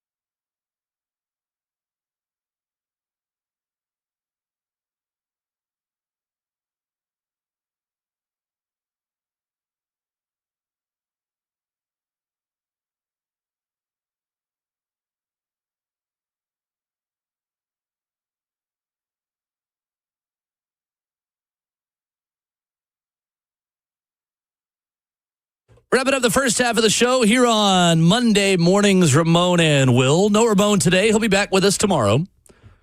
Rhett Bryant is here. Myself, Will Bowling, Justin Hawkins, 615-737-1045. ESPN Radio's Mia O'Brien going to stop by at 8:20.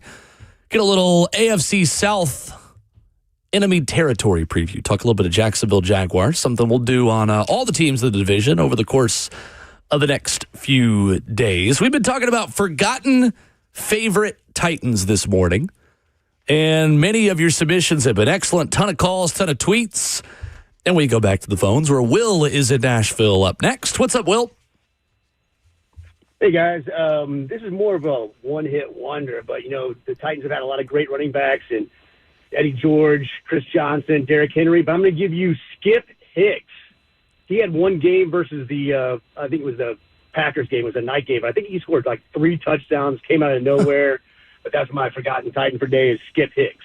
Okay. Nicely done, Will. Appreciate the call. The former UCLA product. Yes, Skip Hicks had a big night in prime time against the Green Bay Packers at Nissan Stadium. 17 carries for 142 and a touchdown for the Titans to beat the Brett Favre-led Green Bay Packers 26-20 on December 6th, 2001. There it is. Hicks. That is a great pull. That might be our winner right there if we were making this a competition, which we weren't. But I'm declaring Will the winner.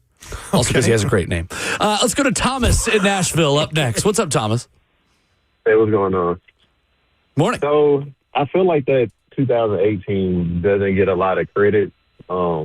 So I have a few, so just bear with me. Okay. Go for it. Craig Hendrick. Yep.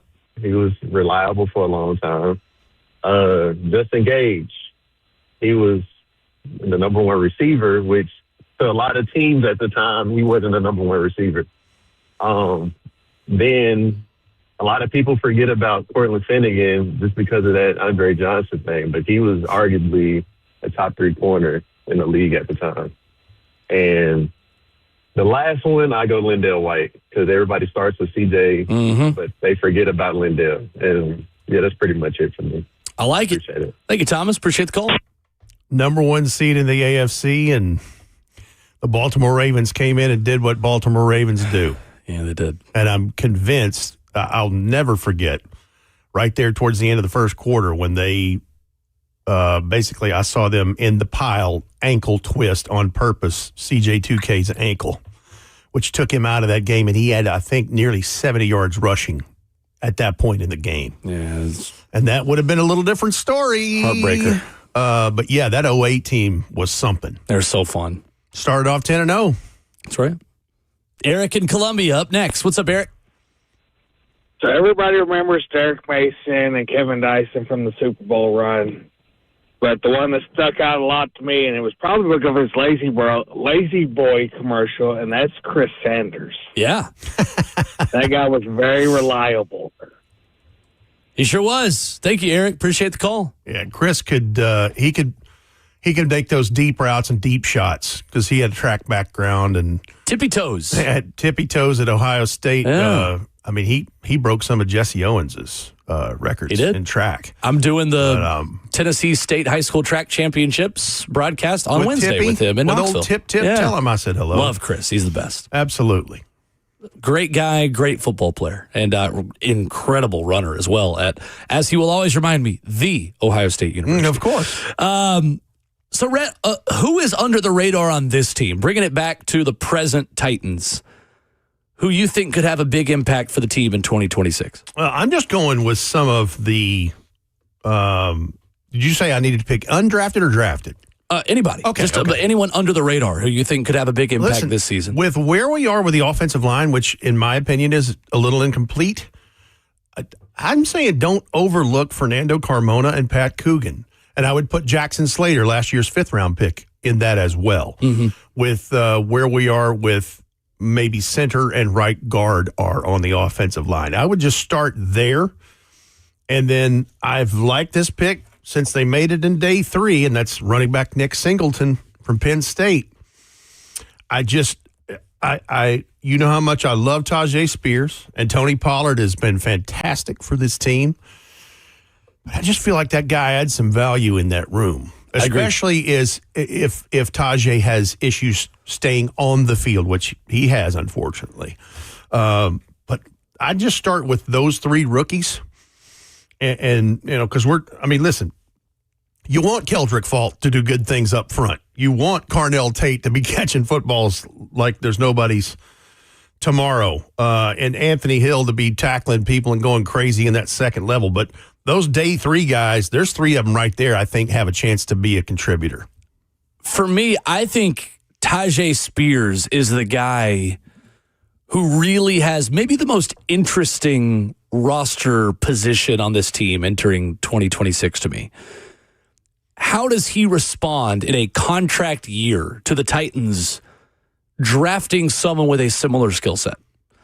On a per-play basis, Tajay Spears continues to be uber productive as a receiving back on third downs. And last season, according to PFF, Tajay Spears forced 26 missed tackles as a receiver, which was the most among all running backs in the NFL. On catches, forced 26 missed tackles, led the league.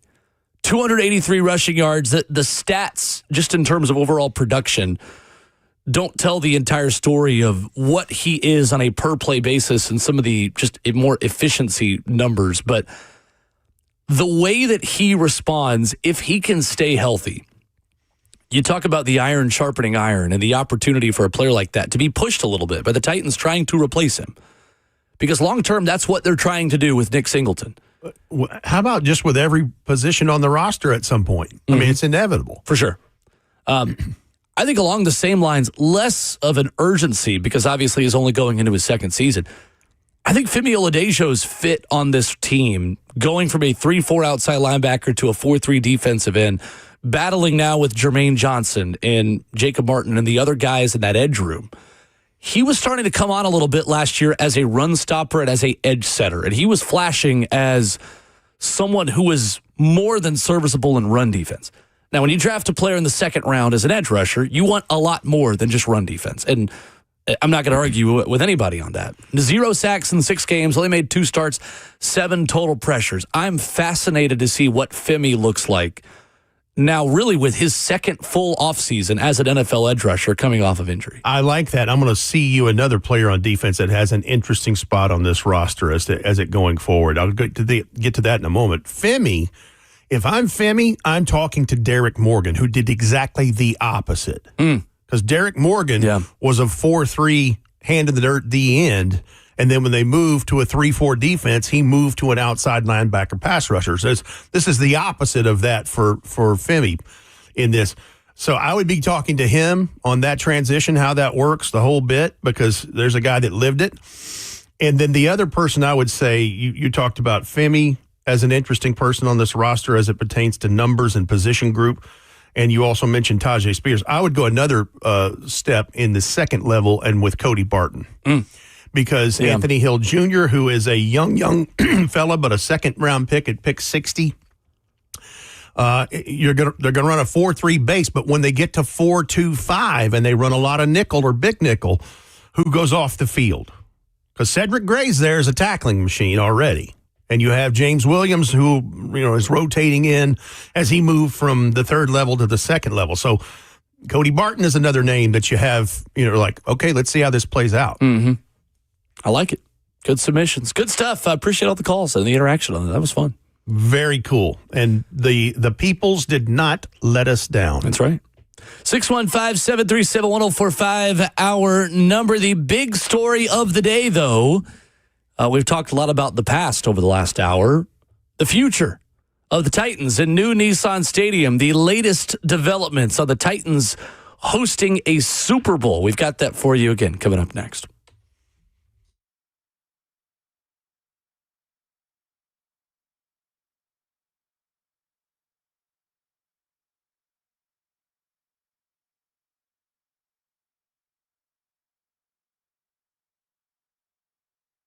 Few things in life are more stressful than moving, putting your house on the market, packing up all the boxes, making sure you get the right price, not only for your home, but for that new one as well. Sometimes you just got to take a leap of faith and as crazy as this market is, you need someone that can help you with all of this, who has years of experience and a proven track record in Nashville.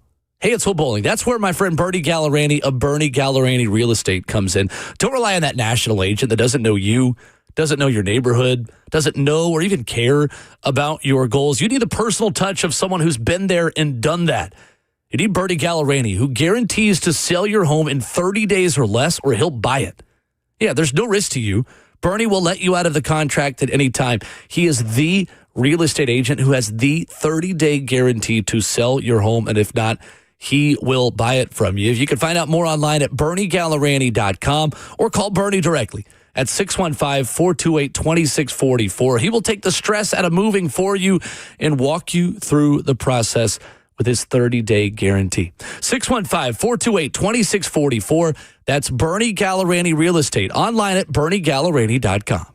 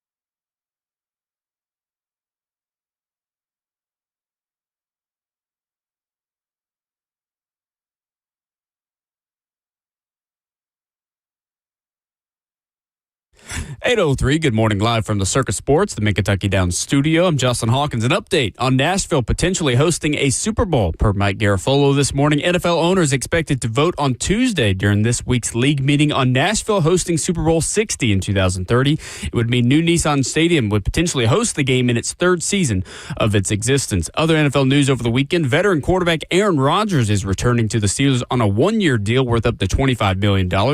It will be Rodgers' 22nd NFL season. Nashville Soccer Club last night took down LAFC 3-2 at Geodis Park thanks to Hani Mukhtar's fifth career NSC hat trick. Nashville extended their MLS unbeaten streak to 7 matches, and now they sit atop the MLS Supporters Shield standings with 30 points on the season. In the NBA playoffs last night, the Cavaliers moving on to the Eastern Conference Finals after a dominating win over the Pistons in Game 7, 125-94. Cleveland will now play the New York Knicks with Game 1 starting Tuesday night. And Aaron Rai won the PGA Championship in Philadelphia at Arana, becoming the first English-born golfer to win in more than a century. Rai shot 5 under par on Sunday and 9 under through the weekend, beating out John Rahm and Alex Smalley by 3 strokes. For all your foundation repair and waterproofing needs, you got to go to USSTN.com. Breaking news at once on your home for the Titans and Vols. This is 104.5 The Zone.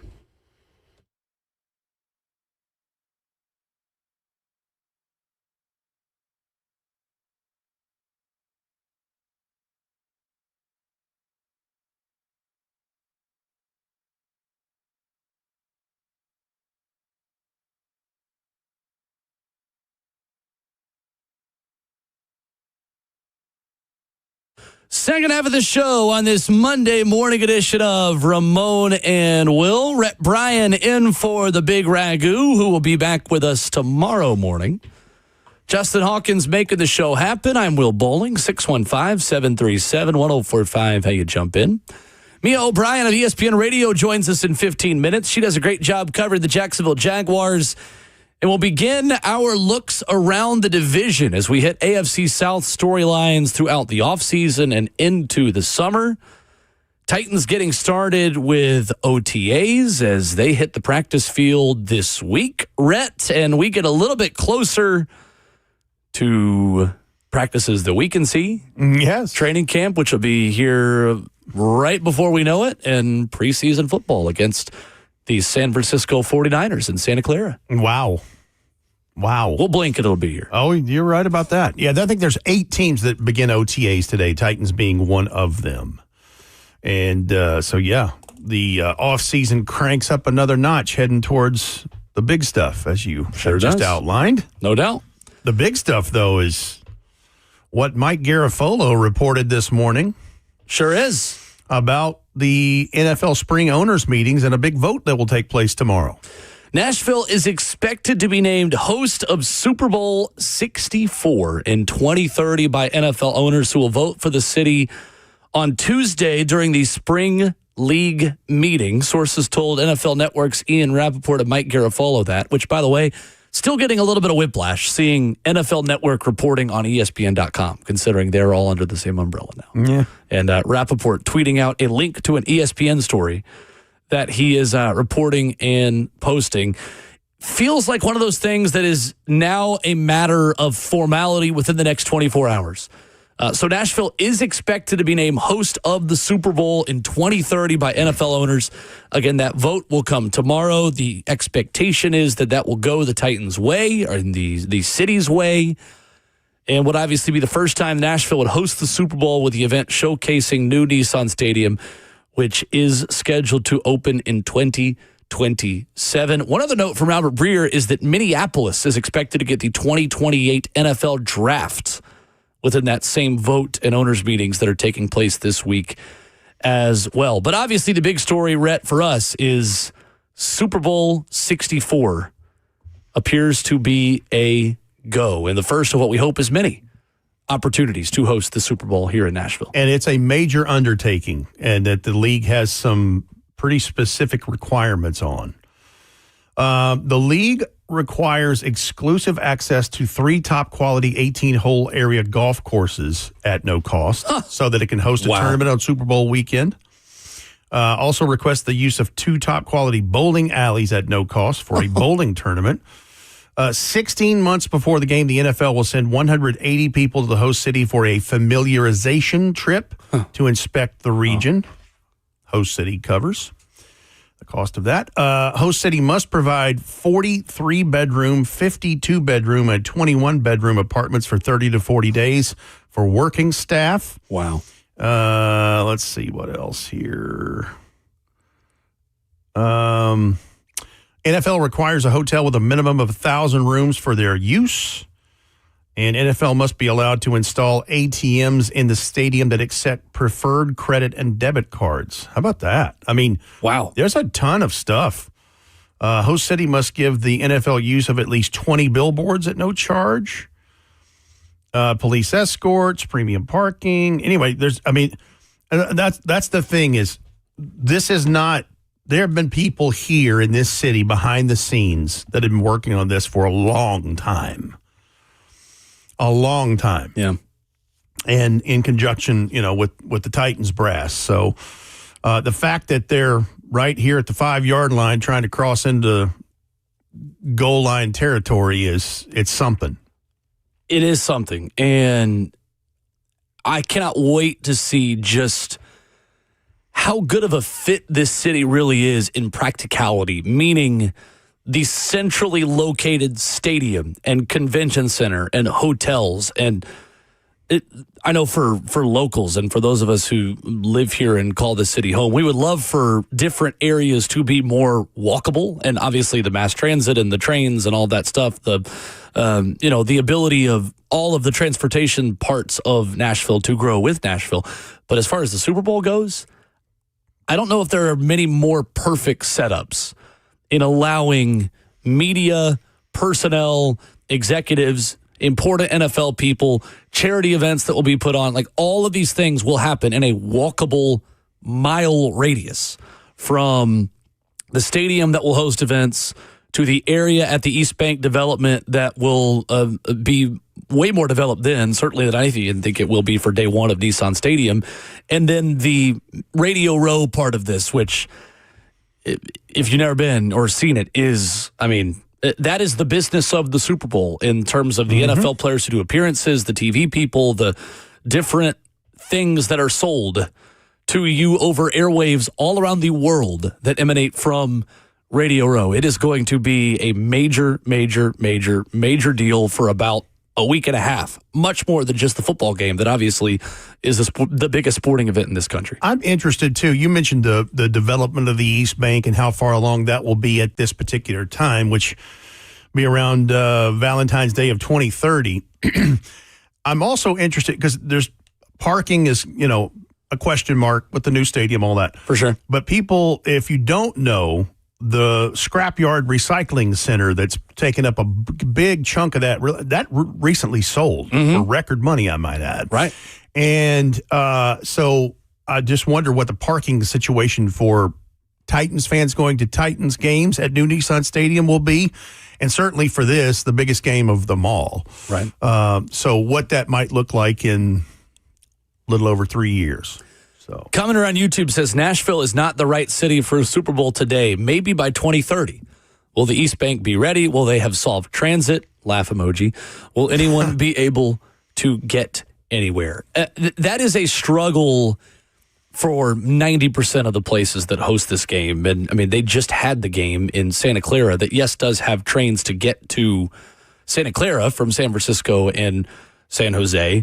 If you want to wait in line for an hour just to get on a train. I promise you, this is a universal challenge, even for cities who do have the hotels and have had those for years to be able to host it. I think Nashville is more centrally located and more walkable and more easily accessible by foot than 9 out of 10 venues around the country that are going to host this game.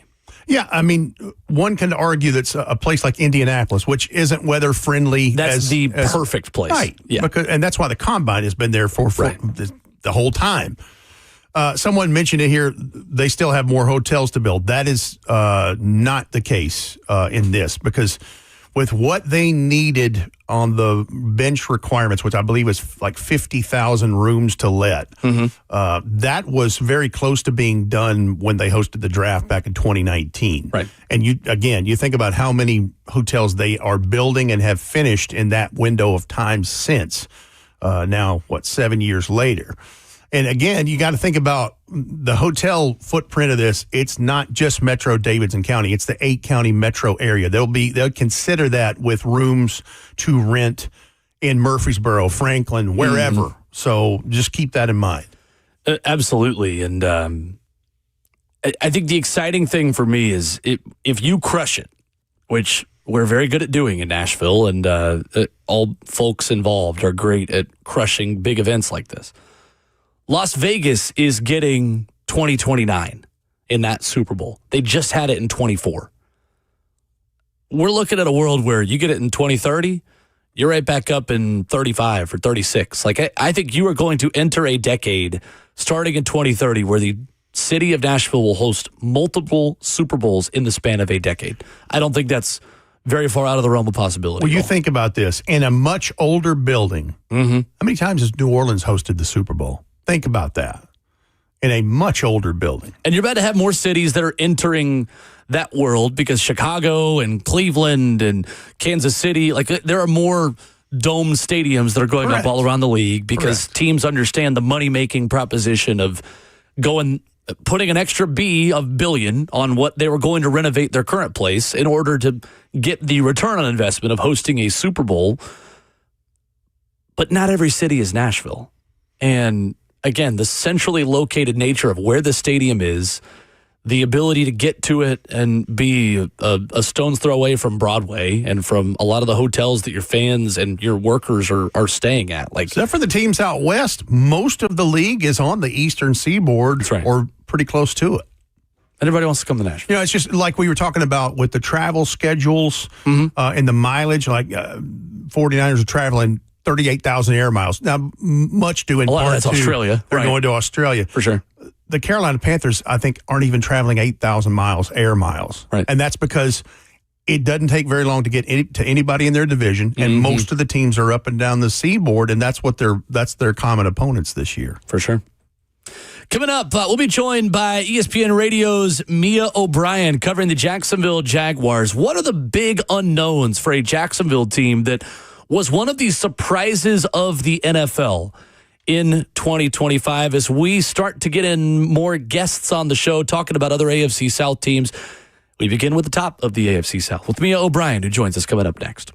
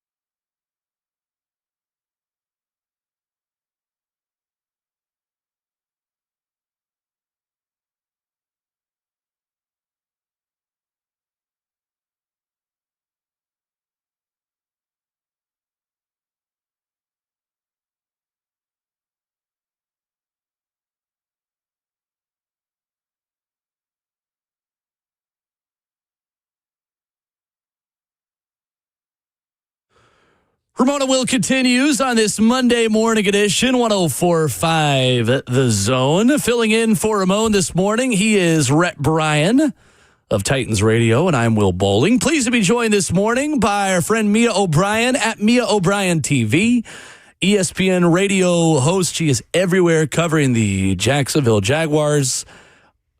Mia, good morning. How are you?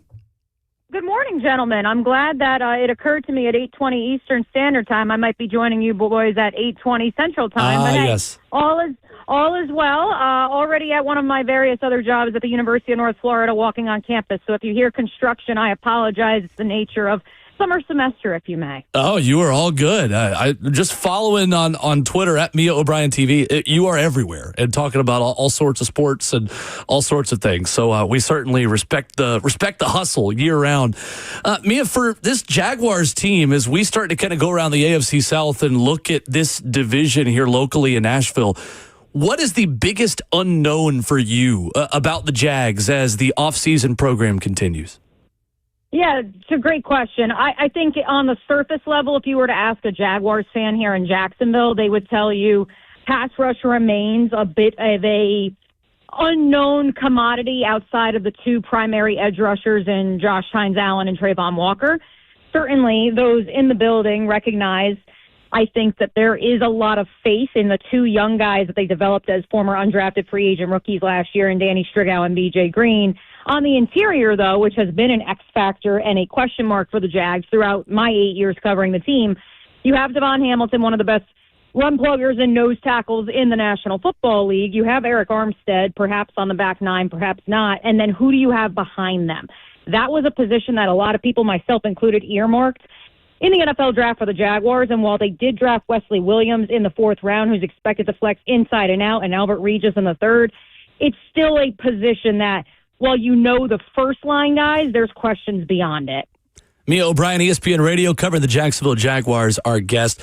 What is the biggest offseason addition for you, Mia, who you feel like makes the biggest immediate impact for this team next season? Yeah, I'm going to throw you for a curveball. I'm going to tell you run game coordinator Brian Picucci. He was Liam Cohen's top lieutenant at the University of Maine. He coached Liam at UMass. He followed him to Kentucky. He followed him to Tampa, then was blocked by the Tampa Bay Buccaneers administration, so he was not able to join Liam last year. It's not just the fact that the Jags are leaning into this run game identity that Liam Cohen wanted to run last year, and they didn't have the horses for course, more of an inside zone, more of a physical, downhill, mass beats ass, in the words of the Jaguars head coach, type of offensive line and type of run game. That's why you saw them sign restricted free agent Chris Rodriguez, reuniting him with his former college OC in Liam Cohen from Kentucky.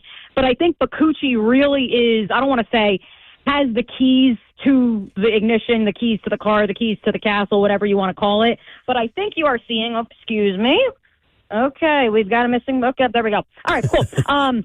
Hopefully that I can come over the air. I know that's not good for the FCC. Anywho, okay, sweet. So, yeah, I think that Picucci really is kind of the secret sauce that no one's talking about in terms of where this Jaguars offense takes the next step. Mia, I'm glad you said run game coordinator because I've been thinking about this, and Liam Cohen has been very vocal this offseason about both stopping the run, which you've talked about with maybe a lack of an edge and those things, but establishing the run. Travis Etienne leaves in free agency. You mentioned Chris Rodriguez signed his former college player. DJ Dallas re-signs on a 1-year deal. But they did not draft a running back in this. So Bashal Tutin is one of those that maybe gets the wheel in this. But a lot of eyes I'm seeing are on Jamari Taylor, the undrafted free agent from Virginia. What do you think the run game looks like in this thing?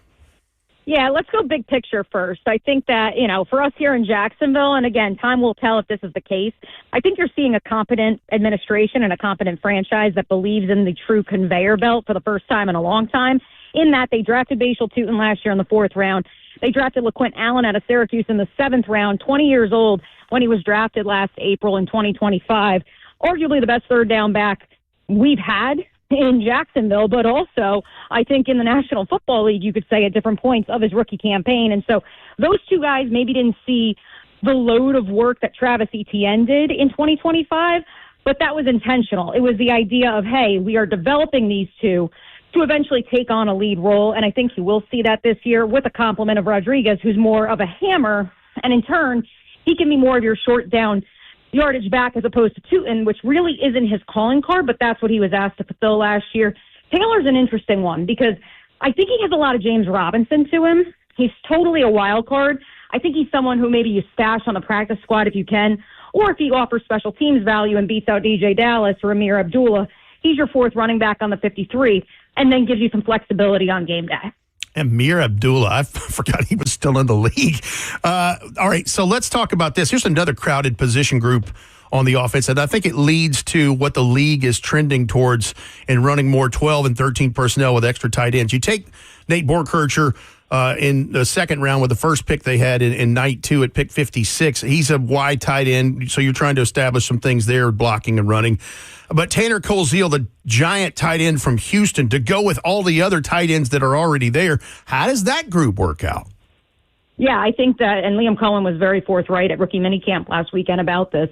The idea of, while he appreciates the effort from Cole Van Lanen and Chuma Edoga in having to line up, and even Wyatt Milam, by the way, the Jaguars' third rounder out of West Virginia last year, those guys having to report as eligible as the sixth offensive lineman, he does not want to live in a world in which he only has 2 active, healthy tight ends on game day. And so that is why, coupled with the Sean McVay 12-13 tight endification of the league, I think that's why you saw it was such a point of emphasis for the Jaguars. Now, Koziel is interesting because he got on Zoom with us right after he was drafted, and I've heard this from people who've known the kid as well, especially through the pre-draft process. He may not be a finished product as a blocker right now, but he is more than willing to stick his nose in there, and that's where it's an extremely appetizing pick if you're the Jaguars. Now, you don't have the proof of concept, per se, that you do with Borkircher. Both are 6-year, 5th-year seniors coming out of college, and so there is certainly some tread on the tires, maybe not as much as you would anticipate, given Borkircher started his career as a walk-on at Nebraska and Koziel at Ball State. But when they were standing next to each other at rookie minicamp last week, gentlemen, both weighed in at 250. Koziel is, yes, 2 inches taller. He has room in his frame to still add, but ultimately I was pleasantly surprised. I mean, he's not some wiry, converted wide receiver. This is a guy who looks like a tight end. It's going to give the Jaguars flexibility when it comes to creating opportunities over the middle, where we saw Trevor Lawrence flourish in college at Clemson, but has not had the personnel at his disposal to have that sort of offensive ecosystem here in Jacksonville since he arrived 6 years ago. And so I think that that's where it's really exciting when you couple what we already talked about with the run and wanting to be more physical with this idea of, hey, Brenton Strange can be more of a chess piece for us. He doesn't just have to be an inline blocker. Additionally, both of these cats can catch the ball too, so let's have some fun and really try to throw defenses off course. Mia O'Brien, our guest this morning at Mia O'Brien TV on ESPN Radio, covering the Jacksonville Jaguars. Trevor Lawrence is in such an interesting spot, Mia, as a player with a career-high 29 touchdowns last season. That relationship with Liam Cohen is so fascinating to me. How did Liam Cohen get the best out of Trevor Lawrence for you last season, and what is that relationship like now as Trevor has some rare continuity and an opportunity to be coached by the same guy going into a second straight season? Yeah, I think that Liam Cohen, much like we did see in the early days of the Doug Peterson era, is the same guy every single day. That's something that Trevor Lawrence values, going back to his days with Dabo Swinney, whether you like Dabo or not. Dabo is authentically himself, and that's who Liam Cohen is. That's something that we've heard reiterated from both coordinators who interviewed for head coaching positions this offseason in Grant Udinski and Anthony Campanelli. This entire team, let alone the quarterback, appreciate the fact that Liam is the same guy each and every day. Now, I think what has really taken Liam over the top compared to some of his predecessors is that, number one, complacency is not in his vocabulary. He is constantly looking, how can we find our edge? That is literally the slogan for this team that is printed on the walls in the Miller Electric Center. We need to consistently be learning. We need to see where the rest of the league is headed. We need to evolve ourselves. And that is a sense of growth mindset that never really was established in the Doug Peterson era, let alone the fact that they have identified this is who we want to be as a team. These are the type of players we want to bring and welcome into our building. And in the words of GM James Gladstone, They don't have to do anything once they get here other than be their authentic selves, because we've identified people who are so self-motivated. We don't have to write things on the wall. This is just innately who they are. And so I think for Trevor, it's extremely encouraging, because it's not about, all right, you got to go out there and save the day because you're the quarterback. Sure. The reality is not only have they found offensive pieces that help exemplify Trevor's strengths around him, but they have brought in people who are so self-motivated and also so focused on the overarching goal, which is wins, and not just looking to the quarterback every time that something goes awry. I think both on and off the field, by the way, if we want to go back to the Urban Meyer era. Right. I think for Trevor, it's taking the pressure off of him while simultaneously building up a world around him in that he can play at his best and he doesn't have to think too much. Mia, with the quarterback on the offense on one side and the quarterback of the defense in Devin Lloyd, who is now a Carolina Panther, where does Jacksonville miss him the most going forward into this offseason? How difficult will it be to replace him in the middle of that defense?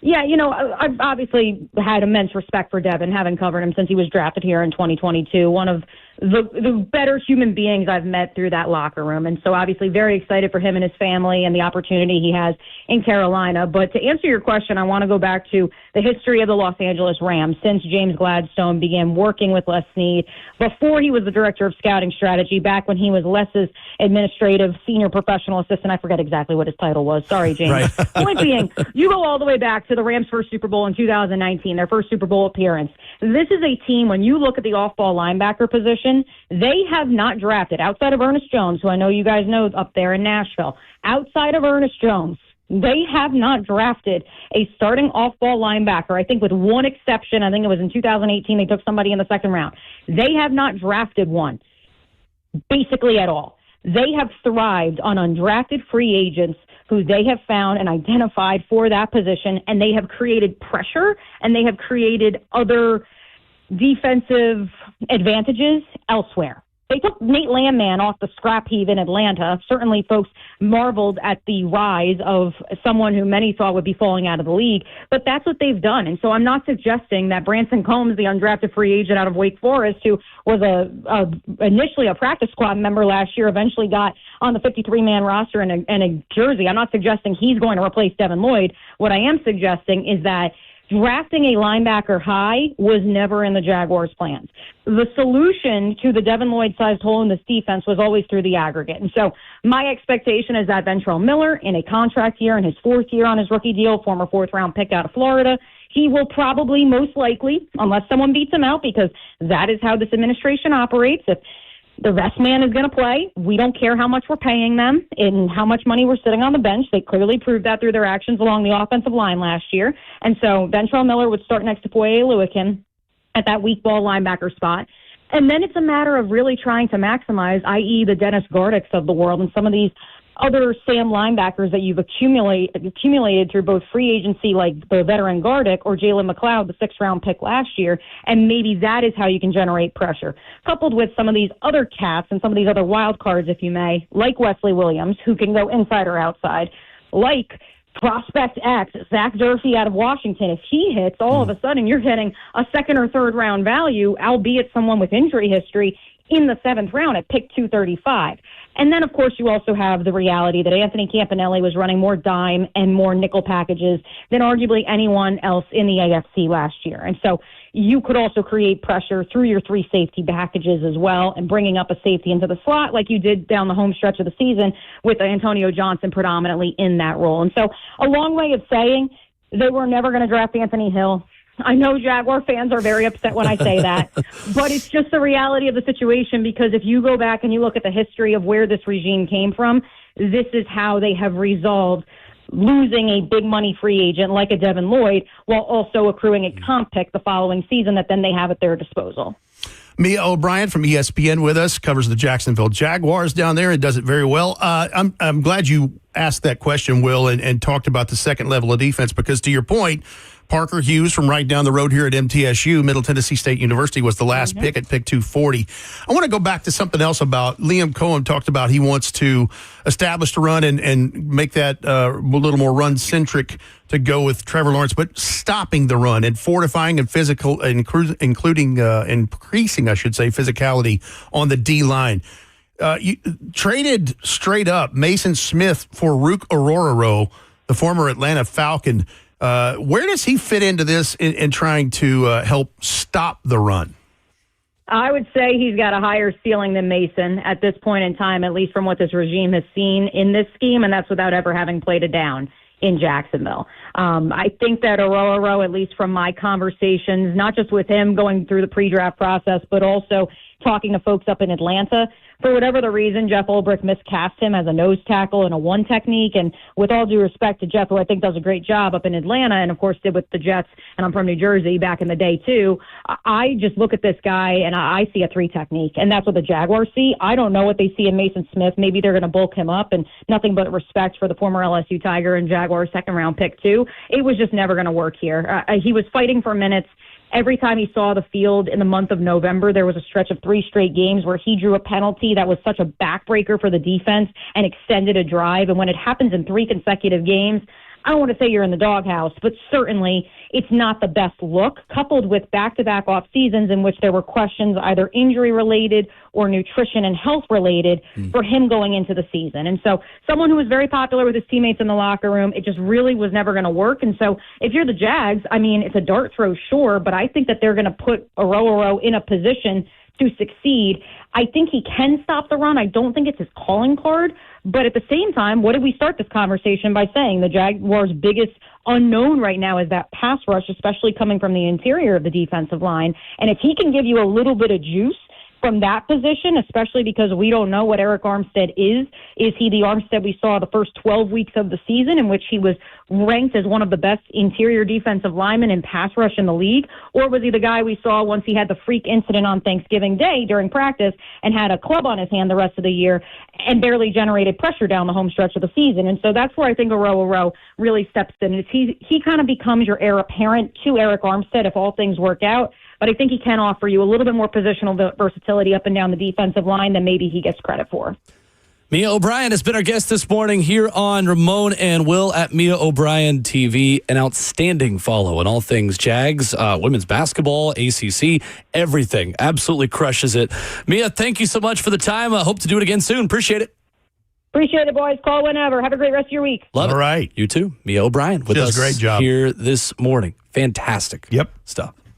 Good insight. And that's something. Knower. Yeah, that's right. I mentioned it off the top. We're going to do that a little bit more going through the summer and get more people, especially in the division, to talk about the teams that we see twice a year. But Jacksonville's interesting and kind of their encore to what was. They're trying to stack a year. Yeah. But they're trying to get over that hump. A surprising season of contention last year. And I mean, I still think if they get past Buffalo, there's a world where that's your team beating a Bo Nix-less Broncos in the AFC Championship. They were good enough to legitimately compete for a Super Bowl last season, which is still kind of wild to say. And the way that they... Tough to say, too. Yeah, it is. The way that they play a first-place schedule this year and deal with those added expectations, I think, is one of the more interesting stories in the AFC. Interesting. Coming up, Albert Breer is reporting there is another big vote happening, not just the one that we think is going to give the Titans the Super Bowl in 2030, but another vote that NFL owners are expected to make this week that could impact not only Titans, but all 32 teams in a major way sooner rather than later. And we'll talk about that coming up next.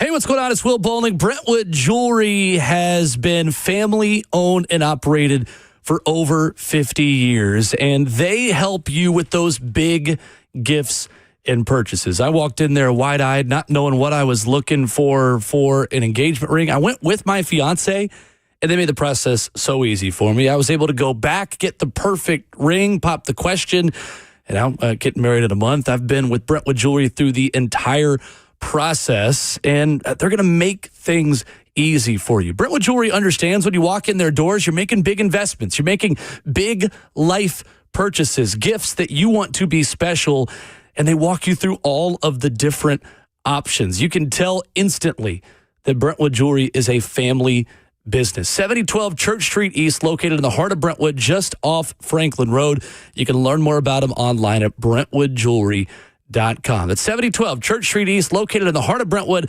Shop local at Brentwood Jewelry, your family-owned and operated jewelry store for over 50 years.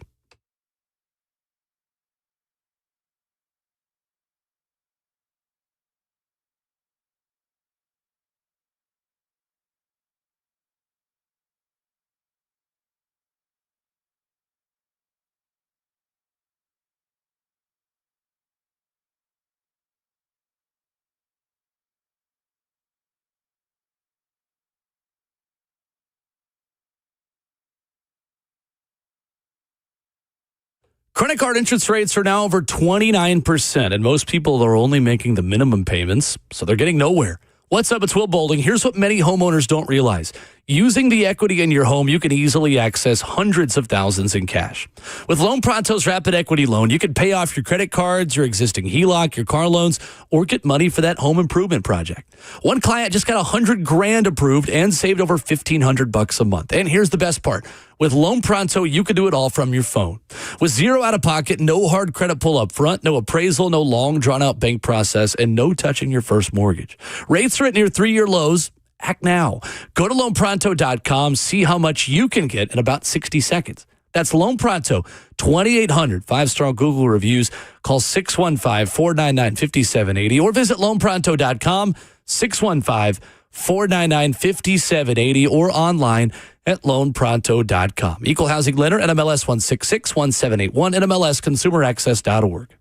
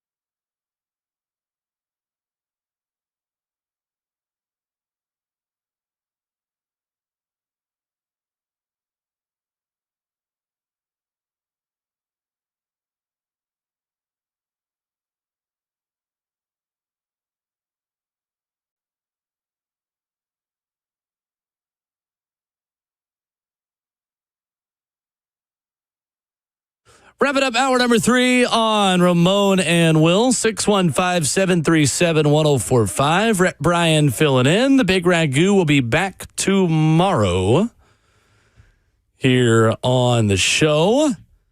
Albert Breer with some reporting this morning, Rhett, ahead of owners' meetings that are expected to vote for the Super Bowl to head to Nashville in 2030. He also makes a point this morning that there is expected to be a vote on adding more international games to the NFL calendar. At the league spring meeting in Orlando tomorrow, Albert Breer says at SI.com, owners will vote to push the number of league-run international games from 8 to 10 in the 2027 season. The total of 9 this year, as a pop-up ad, has just taken me away from literally exactly what I was reading in the middle of this. Thank you, SI.com. Appreciate you.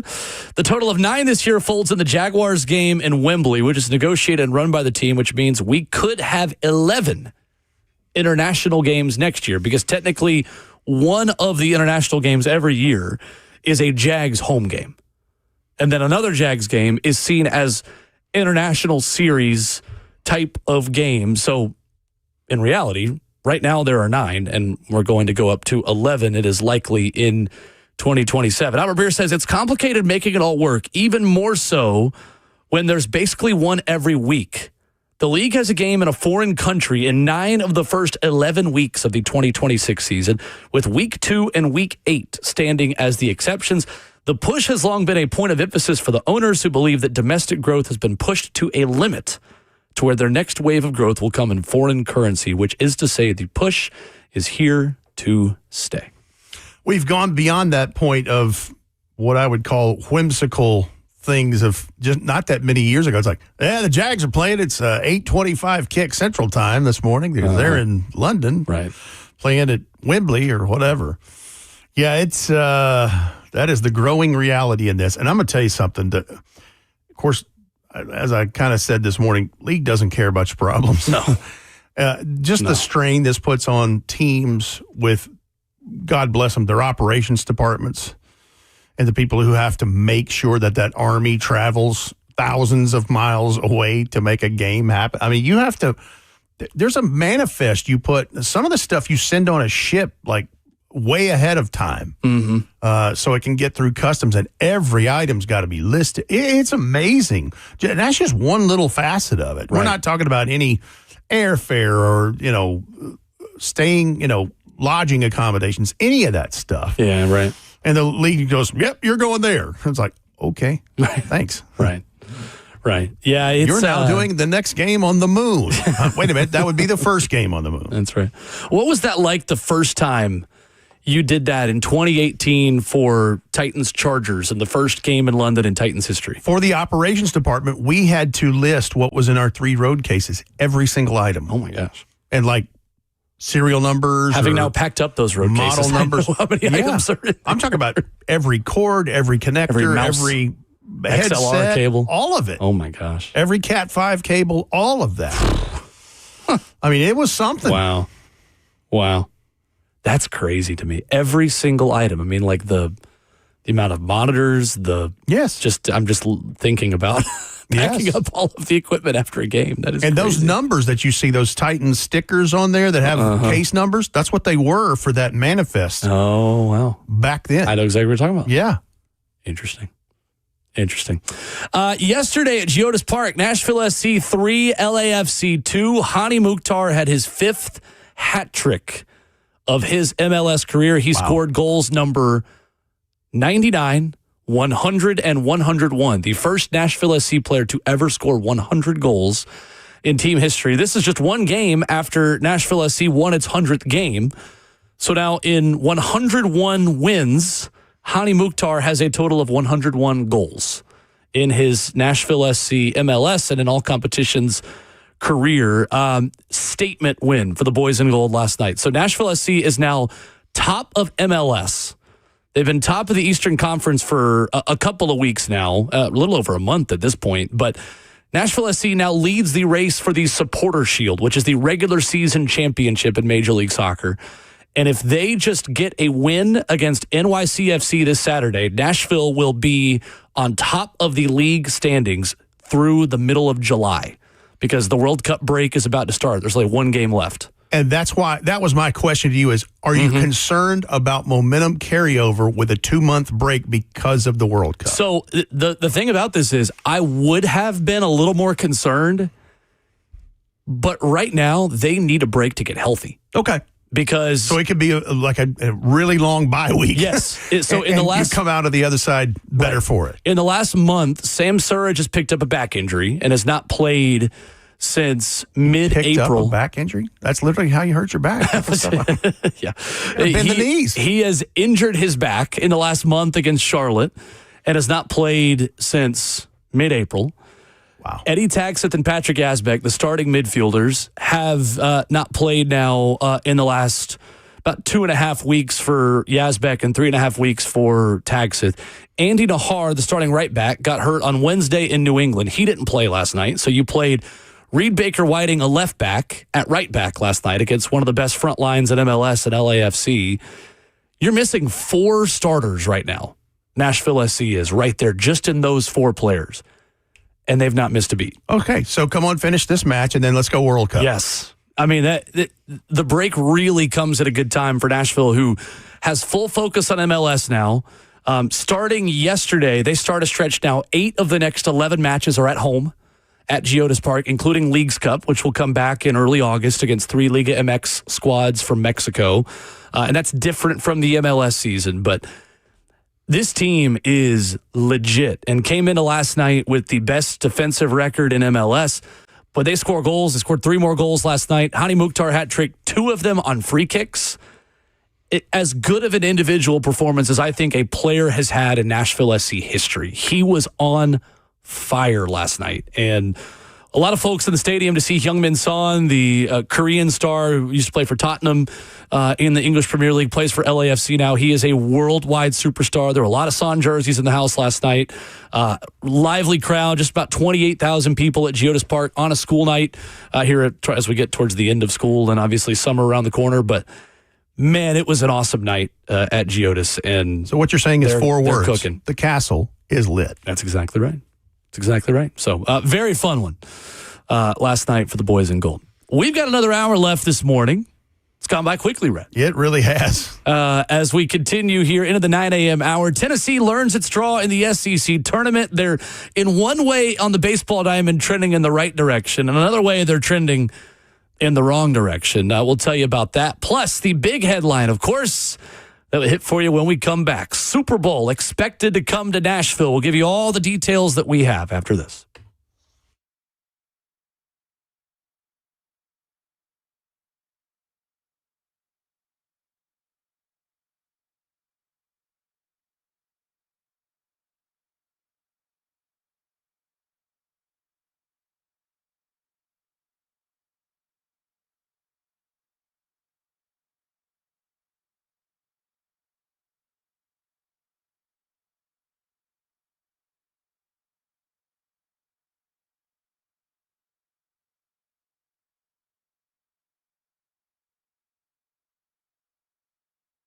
Credit card interest rates are now over 29%, and most people are only making the minimum payments, so they're getting nowhere.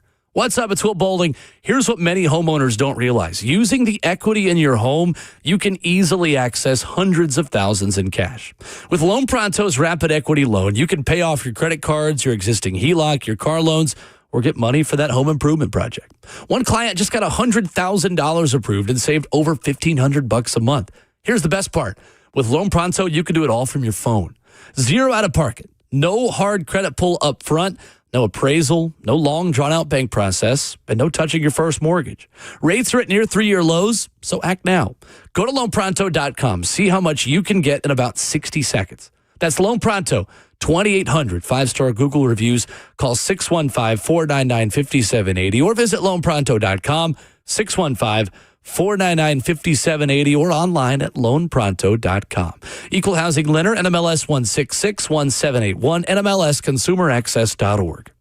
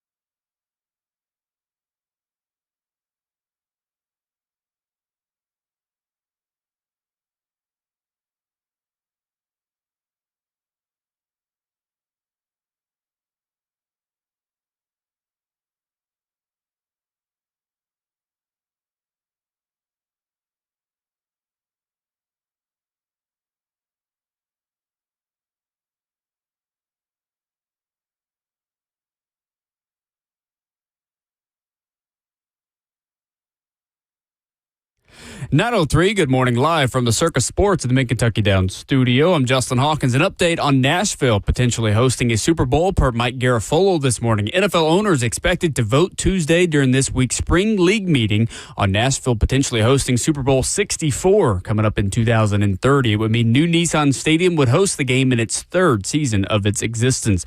Nashville Soccer Club last night took down LAFC 3-2 at Geodis Park thanks to Hani Mukhtar's fifth career hat trick. Nashville extended their MLS unbeaten streak to 7 matches and now sit atop the MLS Supporter Shield standings with 30 points on the season. In the NBA playoffs last night, the Cavaliers are now moving on to the Eastern Conference Finals after a dominating win over the Detroit Pistons Game 7, 125-94. Cleveland will now play the New York Knicks. Game 1 starts tomorrow night. Coming up tonight, the Western Conference Finals begins between the Thunder and the Spurs with Game 1 in Oklahoma City. Tip-off is at 7:30 p.m. Central Time on NBC. For all your foundation repair and waterproofing needs, you got to go to USSTN.com. Breaking news at once on your home for the Titans involves this is 104.5 The Zone.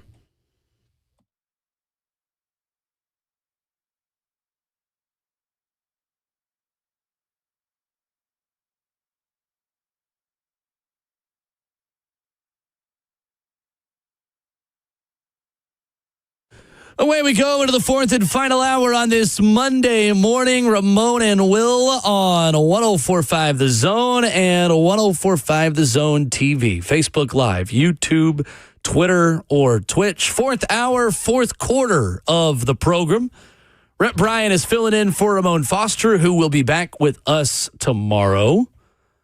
All our best to Miles Foster, competing in the Tennessee Middle School Track Championships. How about that? And go crush it. Going to go crush it. Ramon is always at a sporting event for his two boys, and I'm just glad that track is now one of those sporting events that he is at often. It's fantastic. So best of luck, Miles. RJ is going to be big time in baseball. Yeah, that's exactly right. Going to talk about OTAs and questions for the Titans heading into OTAs. Titans are one of 8 teams who start OTAs today in the National Football League. But, Rhett, it is the story of the near future for the Titans. That is the big headline here locally, as Mike Garafolo and Ian Rappaport, before we were on air this morning, dropped the report that Nashville is expected to be named host of Super Bowl 64 in 2030 by the NFL owners who will vote for the city on Tuesday, that's tomorrow, during Spring League meeting. Would obviously be the first time that Nashville has hosted the Super Bowl, with the event in new Nissan Stadium expected to open in 2027. I think the other interesting part, Rhett, will be, do they put a date on this? Because the 2028 Super Bowl still doesn't have a date. So I would imagine we don't get a specific day that this is put in the future, because owners, I think, are still maybe under the assumption that there could be 18 games at that point. The schedule could move around a little bit. But nonetheless, we'll figure all that out later. The good news is that we are on the doorstep, probably within 24 to 36 hours of Nashville officially being a Super Bowl city. Yeah. I think we'll know something tomorrow afternoon, maybe midday tomorrow. Yeah, I do not anticipate it will not pass, because obviously a certain percentage of voters, which would be the owners, have to pass it. Mm-hmm. I think it's all but a formality at this point. I would be more shocked if it didn't go than where I feel about how it is almost being mentioned as a definite thing in this. February 16th, 2030 is what I have, just guessing at this and looking at this. But you're right. 2031 is the last year of the current collective bargaining agreement. It remains to be seen if they tear that up and go with 18-game schedule and do all. Because, listen, the minute that 18 games really starts to become the topic in front of the NFLPA, there's going to be some serious discussions. Mm-hmm. Because you're talking about, are we going to have 2 bye weeks instead of 1? Right. What's going to be increase to the roster size, the practice squad size? I mean, there's several things right at the top of the list that will be in consideration for this. And at this point, you're talking about towards the end of that collective bargaining agreement, the current one that is in place. Albert Breer writes at SI.com this morning in his weekly Monday morning column, Says, my buddy Dan Patrick reported a while back the Titans' sparkling new Nissan Stadium, said to open in 27, was being lined up to host the February 2030 Super Bowl. Sure enough, the site for that Super Bowl is on the agenda for a potential vote this week. He says, these things are rubber stampings, and a contingent from Nashville is headed to Florida for the occasion. So he says, I'd expect a news conference on that Tuesday. Albert Breer adds his own editorial comments. He says, I'll be interested to see what sort of host city Nashville will be. I love that area. Have a good buddy from college who moved there. We were all in our 20s when it wasn't what it is now, and I've been back for a ton for work. I've seen its growth. I also know it's become a home for events. He adds, but it'll be interesting to see what a Super Bowl will look like. One thing I've noticed, Albert Breer says, in recent years is how bad traffic can get, which, it was pointed out to me, is a sign that the city's infrastructure is struggling a bit to keep pace with the increased population. A lot of heads of drivers right now are being nodded around Middle Tennessee as I say that. That, of course, is about the big picture stuff, like the number of big highways you have running through the city relative to the number of cars on those roads. He adds, also, it is still small for a Super Bowl city. Nashville is America's 26th largest market, one spot behind Indianapolis, one spot ahead of Pittsburgh. Only 4 markets outside the top 25 have hosted Super Bowls before. 2, New Orleans and Las Vegas, are cities where tourism and events are at the foundation of the area's commerce. I would say that's the case here, too. The 3rd, San Diego, has since lost its NFL team. And the 4th, Jacksonville, was a one-off host, and it didn't go great. Well, Jacksonville is in stadium construction mode now, too. Right. And they're probably going to get one sooner rather than later then as well. Yeah. As they renovate that stadium. So, says Indianapolis is the only market outside the top 18 to host one. And to Indy's credit, that was fantastic, he says. Much of the downtown infrastructure is a hub for conventions. And Nashville, to its credit, Albert Breer says, has some of those built-in edges. Even Vegas struggled with the crush of people and traffic. So we'll see how it goes. Albert Breer says, I'm looking forward to it because I really like it in Nashville, but there will be some interesting challenges for the people of Nashville to tackle, end quote.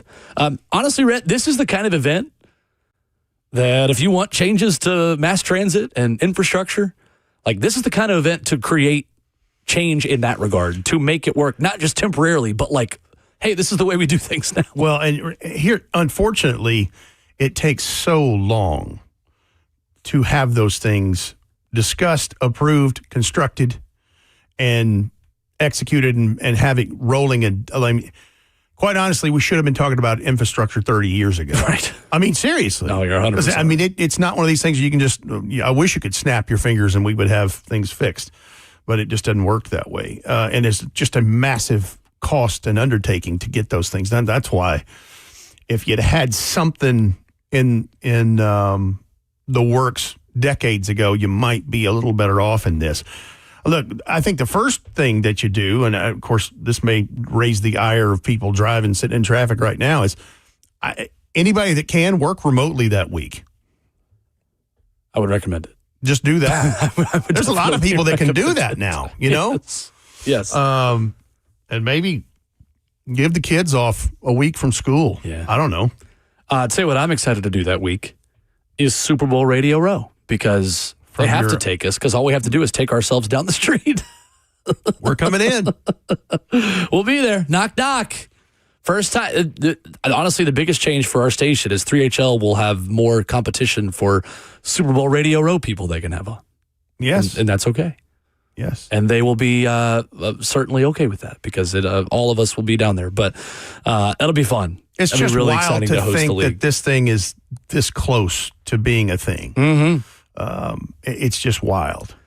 I mean, I remember talking about this, 10 years ago, when Nashville was just starting to get to the threshold of hotels and rooms to be able to even have this discussion, which then turned into, hey, climate, weather, it's not going to work. Open air stadium. Right, open air stadium. Is there a world where you make Nissan Stadium the new Hard Rock Stadium and you make it look unrecognizable but have the same bones and have the same guts to it? Which then turns into like, well, if you're going to spend all that money, throw a roof on it so you can host a Super Bowl, because you would ultimately be spending a lot of money for less overall return on investment in the events that you can or can't host. And they do talk about just transforming the area. And I think, I know Eric Church said it on the podcast interview that he did with Taylor Zarzour. Hometown Titans. On Hometown Titans. That take a look at that. It's good. In the next 10 years, the skyline of this city is going to be totally different because of the East Bank. And the centerpiece of that is new Nissan Stadium. And I mean, you and I remember going to a lot of games at Greer Stadium and the original Nashville Sounds ballpark, which may it rest in peace. I loved Greer Stadium and Purity Faith Nights and Thirsty Thursdays on back-to-back nights. It has character. It had soul to it. But thinking about the renderings of the new Sound Stadium that obviously is now in Germantown and the way that that has transformed that area. Sure. And with all due respect, that's just a minor league baseball stadium. And that's helped transform But people in Germantown walking to the game. 100%. Like, multiply that by about 50. It's community. And that's what we're about to have on the East Bank. And we've got talks of a new bridge to connect, pedestrians. Like it is going to be a different world over there in a good way. Couple things. One, you mentioned that, and I think that was the original idea, is to make it more of a European, almost soccer feel to that, with the awnings that come over. Yeah, like a Hard Rock Stadium. And then the stadium costs for materials and things rung in. And it's like, wait a minute. Yeah. For what this is going to end up being. And you've heard Burke Nihill sat right here in this studio and said this, Titans president. Yep. It wasn't even going to be aesthetic things. It would be plumbing and wiring and glass and those things that, you would even notice that you spent all of this money on. Right. But the other part, I go back to a moment as a much younger Rhett Bryan in the press box at Vanderbilt in 1998 when former NFL Commissioner Roger Goodell stood right there in our pregame and said, I don't know that the NFL's going to work in Nashville. I'm just not sure about it. Wow. And now they're on the precipice of having the biggest game in their league. It's amazing. And one of the biggest games in the world right here in our backyard. Times have changed. Pretty incredible. We'll get back to Titans in just a moment. Real quick, Tennessee, South Carolina tomorrow, 4:30 p.m. Central in the SEC Network. First round of the SEC tournament. Vols take 2 out of 3 over the weekend against Oklahoma. They won more series this year than they did last year under Tony Vitello. This team kind of finished pretty strongly because in Tennessee's first 17 SEC games, they scored 92 runs. In the last 13, they scored 108 runs. 8.3 runs per game in the last 13 games after starting SEC play with only 5.4 runs per game in the first 17. I think a lot of Tennessee fans, and again, I don't blame you, there's a lot going on, and basketball recruiting's been so crazy, kind of checked out a little bit. Seemed like a lost season, transition year. If you've kind of checked out, or maybe you just don't like Tennessee, you don't really care all that much, I do think the narrative has kind of shifted a little bit on Josh Helander and Tennessee baseball. They are scoring a lot of runs, and they scored 29 runs to beat Alabama in that series. They're all over Texas offensively in a minor league ballpark, not in their small bandbox in Knoxville. They scored a bunch of runs over the weekend against Oklahoma. The problem now, though, is that they also are giving up a lot of runs. And Landon Mack still day-to-day, their Saturday pitcher who did not go over the weekend, gave up 12 runs, 8 walks on Sunday in their loss, or Saturday's loss. This team is getting hot at the right time of the plate and maybe getting cold on the mound. I'm not sure they have the pitching to make a deep run in the NCAA tournament, but I'm a believer in Josh Helander. I think Tennessee's going to be okay under him because they're starting to hit the way that they did when he was just the hitting coach again. Well, and let's take it a step further. Regardless of sport or tournament, how many times have we seen the team that got hot at the right time carry some momentum in? Yeah. 100%. And do something with that momentum. 100%. So I think they've got a chance to be a thorn in somebody's side in a regional, and they'll definitely be in the regional, and they'll make the NCAA tournament. But they will get South Carolina, 10 versus 15. Interim coach at South Carolina, Paul Maneri, out early in the season. 4:30 SEC Network tomorrow in Hoover, and maybe an opportunity for some pitching to step up because they need some starting pitching to step up. No doubt about it. Got to get some outs right now. When we come back, Titans OTAs begin today. What are the biggest question marks around the Titans heading into the next phase of the offseason program, which begins today over at the Vanderbilt Health Football Center? We'll talk about that next.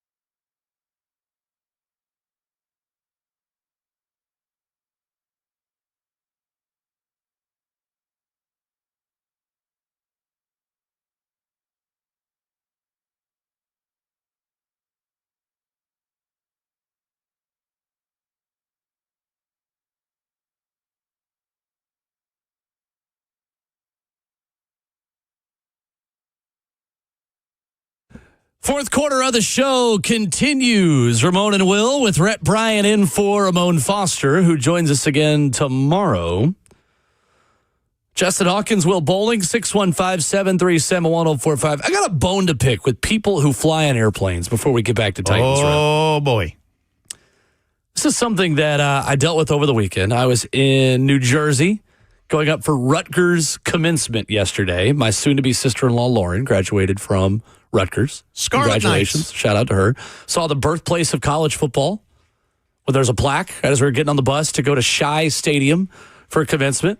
The spot where Rutgers beat Princeton in the first ever college football game, but literally the birthplace of college football in Piscataway and New Brunswick. And they have 5 campuses there. Crazy. Very big school. Anyway. Back to the airplanes. So I'm flying there Friday. I'm debating on whether or not to name the airline. I don't think it's necessarily just the airline's fault. Just go to the story. I flew on an airline to New Jersey. Mm-hmm. And this airline multiple times has had this problem where about 15 people have gotten on the plane. Gate agent on the intercom. Okay, so we're already out of overhead bin space. We're going to need everyone to check their bags here, please. There's like 10 people on the plane. How have you already run out of overhead bin space? But then you tell us, for context, what was in the overhead bin space. So you go down, you check your bag. I begrudgingly go up. Bowling. 1 bag. Thanks. Put it on bag. I'll leave it at the bottom of the jet bridge. Thanks. Scan my ticket, get on the plane, and leave it right there. I mean, no more than 40 bags, 50 bags. Not an exaggeration. The people had to check right there. We leave like 30 minutes late because of this, because we had to check so many bags. Great.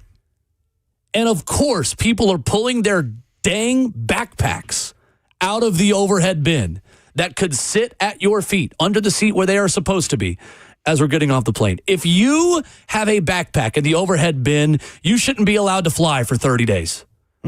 You should downright just have to send a couple, go to prison for like an hour. I'm going to send you to jail, county jail for an hour. Wait a minute. If I was at airport jail. Ooh, they got them hot. Oh my. Hang on a second. This absolutely, I was livid watching these people just get the backpack out, put them on their backs, and couldn't tell. Which also, why are we building airplanes in 2026 that can't hold more than like 20 bags? An hour in prison. Grow a spine, flight attendants. If you see somebody with a backpack, and tell them to put it at their damn feet. Ooh. This is a flight attendant problem. It's not even an airplane. They got a 4-letter Not word even an airline problem. The 4th it's hour. absolutely ridiculous. People putting backpacks in the overhead bin on plane rides that are only about 2 hours. Thank you for coming to Will's TED Talk. All right, there's my soapbox. Yeah, you're good. It's ridiculous. What would you do in prison for an hour? Think about what you did. That's what you do. You think about what you did. Go to the corner. Put him in timeout. That's right. I want you to think about this, son. Slap on the wrist? No. More than just a ruler on the wrist. You're going to sit in airplane jail 30 minutes. I'll negotiate down with you. You can't go have an airplane beer for 30 minutes. You sit and think about what you've done. The opposite of the Delta Sky Club, that's what we're putting people in who put their backpacks in the overhead bin. You should have to wait until all of us get our bags at baggage claim, which you made us have to check because you can't put your backpack at your dang feet. Okay. All right. Let's bring it back to center now. It's fine. You okay? It's fine, he says. You okay? Williams, no, I'm not. He says, you don't have to name the airline. I know it's Southwest. It wasn't Southwest, so I will not disparage. You start doing that, though, and they'll go theory of deduction and figure it out. Yeah, no, we're not going to play process of elimination. I'm going to be nice, at least to the airline, even though I'm not being nice to the people who need to go to airplane jail for a half hour. Okay.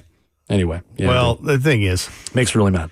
It's probably the same people that as soon as you land are standing in the aisle ready to hit the gate. That's true. And they sit in the back of the plane. It's like, golly. Ready to stand in the aisle, go up above them, and get their backpack. That's always my pet peeve when flying is as soon as you land. All right, let's go. Just wait your turn. Can we not all just do this properly? What happened to good old American? They're the same folks, I guarantee it, that won't merge correctly in traffic. Merging is supposed to be like a zipper on your jacket. Take all the space that you're given. If you do it correctly, you'd be surprised how traffic would be different. Everyone can keep moving. Kind of anyway. 100%. I agree. And I'm sorry that you're, at a connecting flight and you're trying to get to it and whatever, but you sat in the back row and you're already running up anyway. Yeah, I know. Don't get me started. It's a on good thing that. I didn't have another flight to get to. Otherwise, I would have been way more annoyed with that. But anyway. I don't know how. Well, trust me, I can always be more annoyed. He said I would have been more annoyed if I'd have missed a connecting flight. I'm like, I don't know how. I really don't. Borderline steam. I don't know how much more we could hear, honestly. Yeah. Okay. Without it being an FCC problem for 1045 zone. We'd have some more 4-letter words. Don't give me a challenge. Yeah. Don't give me a challenge. All right. Biggest question marks, Rhett, for the Tennessee Titans heading into OTAs. They begin today. They Another put their OTA. backpacks in their lockers. Yeah, by the way. they're going to put their backpacks in their lockers. They're going to put shoulder pads. No, they're going to. Okay. Maybe not. They're going to probably not pads yet. Obviously, they're going to put cleats on a practice field today, tomorrow, and Thursday. Rhett, one of 8 teams to do so, and Adam Schefter putting that out this morning, and the confirmation of the teams who are beginning OTAs today: the Bills, Cardinals, Dolphins, Falcons, Raiders, Ravens, Steelers, and Titans. Teams with new head coaches getting that opportunity this week. What is the biggest question you have about this football team, Rhett, heading into OTAs? What does this offensive line look like at center and at right guard? I think we know pretty much what the rest is, but I would start with that. I think it's a great place to start. I think it is the logical main talking point for this football team right now. Can Cam Ward protect himself, and are the guys in front of him prepared to protect him better than last season? Running through some of the numbers here, Rhett, from Cam Ward's 2025 rookie season. Cam Ward was tied with Geno Smith as the most sacked quarterback in the NFL last year. He was sacked 55. Okay, 55. 55 times from what I saw. For perspective, he also had the 5th longest time to throw in the NFL last year, meaning the average time from the snap to when the ball leaves your hand. The quarterbacks with longer time to throw. Caleb Williams was number 1. Brock Purdy, J.J. McCarthy, Lamar Jackson. So some good, some bad, some great. The interesting thing is, though, Brock Purdy took longer to throw, Rhett, than Cam Ward did. He was sacked 11 times. Cam Ward was sacked 5 times more, despite getting rid of the ball more quickly.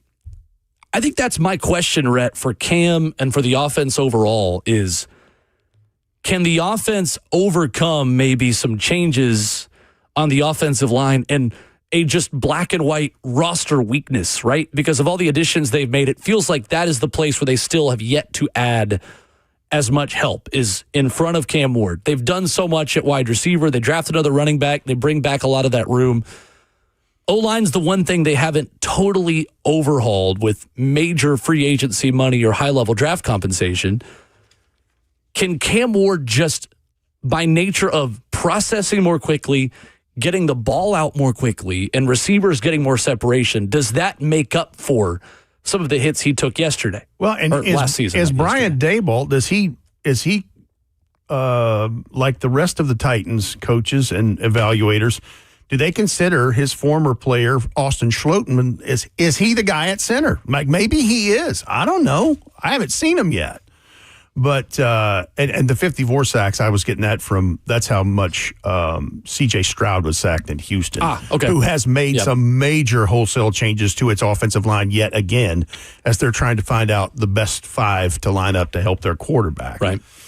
But, yeah, I mean, listen, they had so many things they needed to address on defense. That's what they did predominantly in free agency. And then you see what they did in the draft with some of that. I mean, so there's that part of it. But, yeah, I just start with the offensive line, and then there's arguments for other things as far as other position groups. Sure.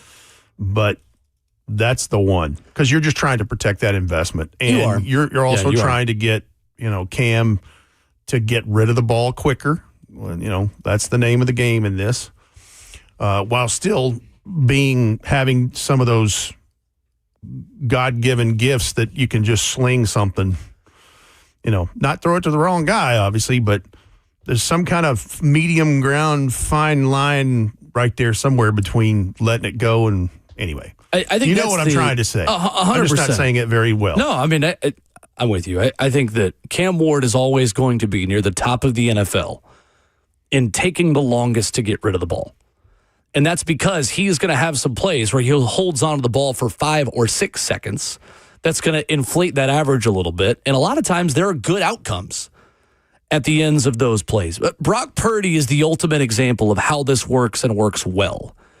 Because Brock Purdy and his ability to move around the pocket to create more time and to create more windows to find players on the run. It feels to me, Rhett, like he has that Aaron Rodgers ability of playing quick game and delivering on rhythm and timing throws that are hallmarks of McVay and Shanahan offenses, while also prolonging plays and cooking off script. And he has both of those in him. And Aaron Rodgers is the ultimate quick game quarterback. He's also the ultimate improvise and find a shot play downfield quarterback. I think the interesting thing will be how much more separation can Carnell Tate and Wan'Dale Robinson provide Cam Ward at wide receiver to give him more quick throw options. Last year against Cover Zero and Engage 8 blitzes. I would argue Gunnar Helm also. I think that's a great point.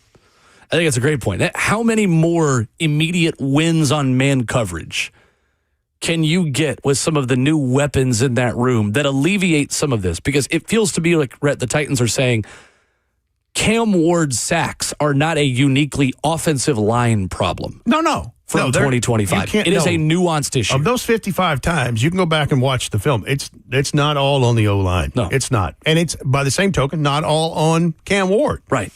You can carve up that pie how you want. And that's where I wonder just, look, he's the 4th overall pick, so he's going to be relied upon in Carnell Tate. Mm-hmm.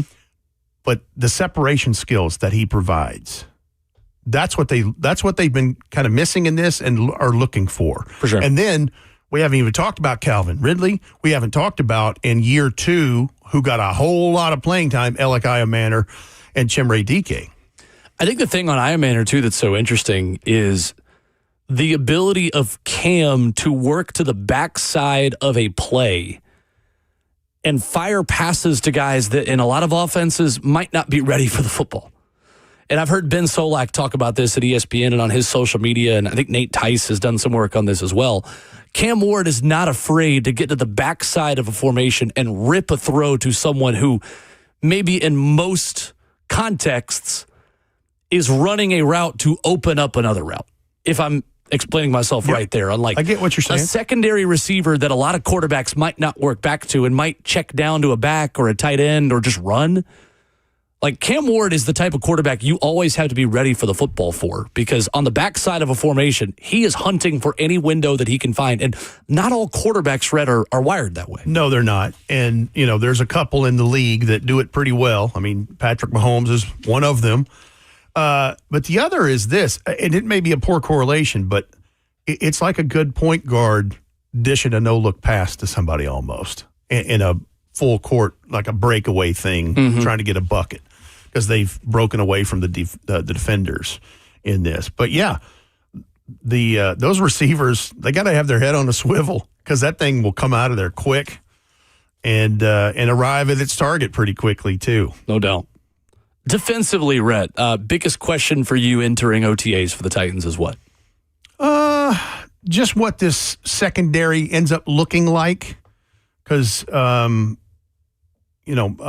is Marcus Harris the nickel in this? And then listen, the health and availability of Kevin Winston Jr. as it pertains to the very back of that third of the defense. And then I mentioned it earlier in the show, what the middle level looks like and how far along Anthony Hill Jr. comes early on. Does that become a thing where Cody Barton is subbing in and out and not out there every snap like he was in 2025? There's a couple things like that. And then the thing that's going to be interesting to all of us is this is going to shift back to a base 4-3 and even front up front. So seeing how Robert Saleh rotates these guys in and out. Because they've talked about that left defensive end is really pretty much there. But the other one, first and second down, is out there as a D-end edge and then rotates inside. And he's got this whole rotation thing that he's taken with him from the other places. 100%.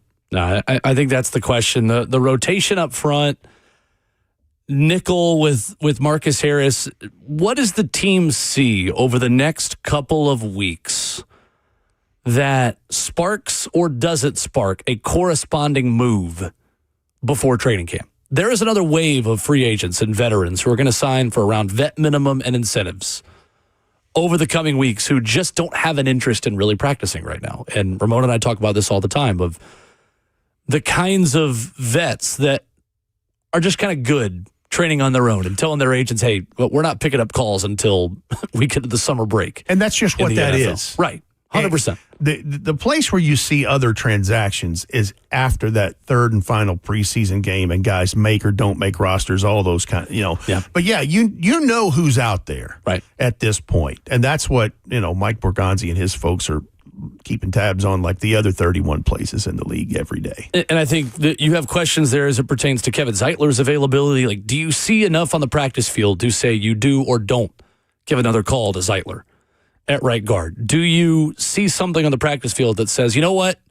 Kenny Moore used to play for our new defensive coordinator, Gus Bradley. He's available. Let's go bring in more insurance at nickel. Or does Marcus Harris and whoever else, the undrafted guys that you brought in, does someone win enough? Outright win it. Right. Yeah. Does someone show you enough positive things to say, we're good?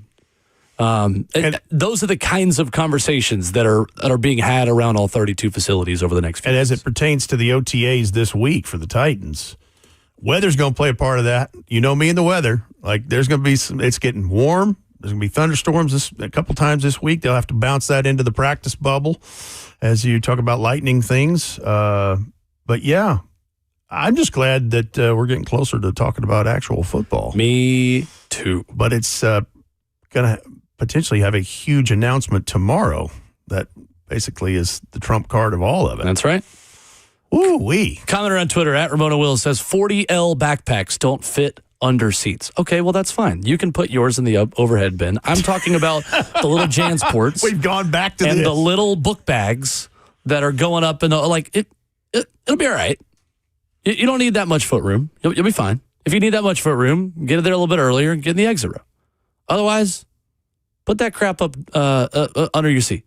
You'll be fine. If 40-liter backpack, fine. If it cannot physically fit under a seat, that's one thing. I'm not talking about that. Final call for phone calls, 615-737-1045. Flight attendants everywhere, I'm pleading for you to please help me. Wrap up the show next.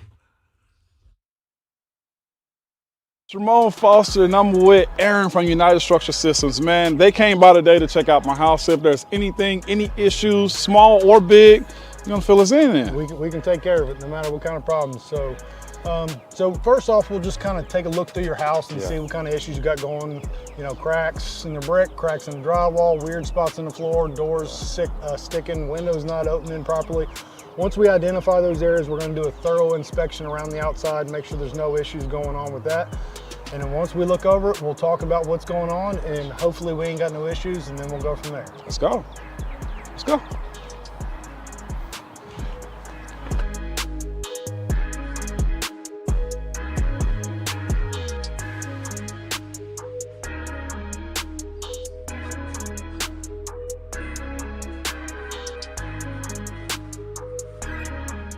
Ms. Foster, so we have looked at the issues that you brought up. We had the drywall in the attic up here above your bonus or your garage. You had some doors sticking. I did. Going in your bathroom. So we've inspected all that. We don't see any major structural concerns. So you're going to be one of our lucky good news customers today. There is some minor deflection there. That's not an uncommon thing. As any house is built, it's its biggest and its strongest the day that it's born. Right? And from that point, it just gets older, just like us. We ain't hopping up out of bed, taking off down the hallway, running upstairs anymore. Not protecting quarterbacks anymore. No. Opening up late. We're done. Your guard ain't there no more. Okay, so, I got you. So it just happens. It gets a little older and it starts to deflect. Now, there are some things we can do to kind of help adjust those doors, mainly adjusting in the door, which we don't necessarily do, and maybe doing some light shimming in the crawl space down there to address those sticking doors. But for now, no major issues there. We did talk about the grading in the back and some issues that we can take care of back there for you. But that's pretty much up in a nutshell. No big issues, and you're good to go. So.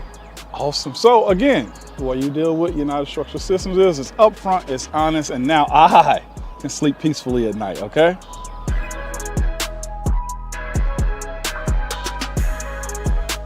This is a different court, Blair.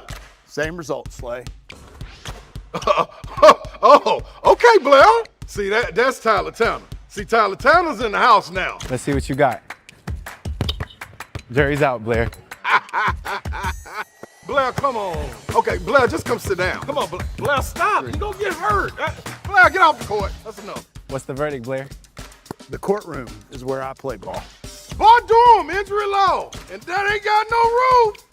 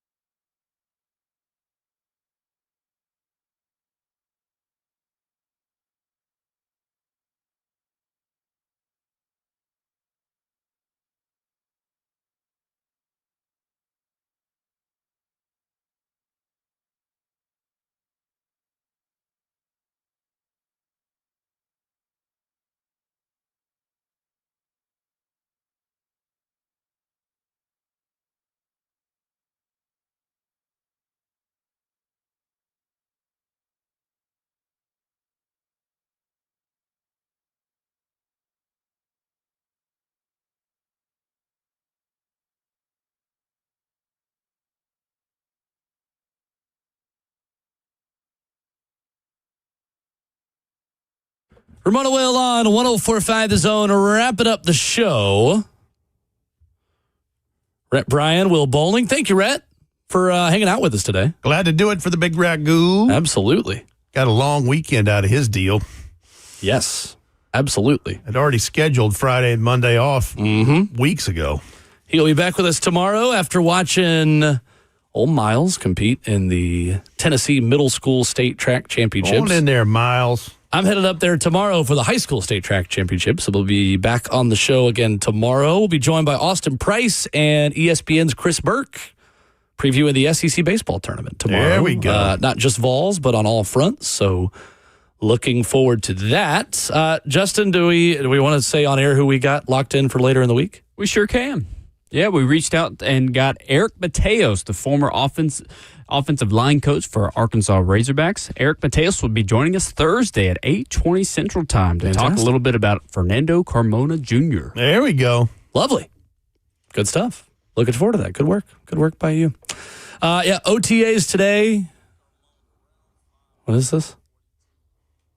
I made this a long time ago, and I've been waiting to do it.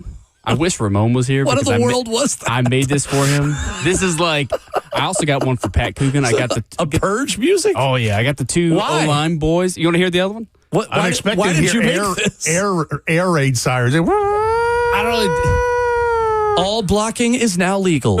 All blocking is now.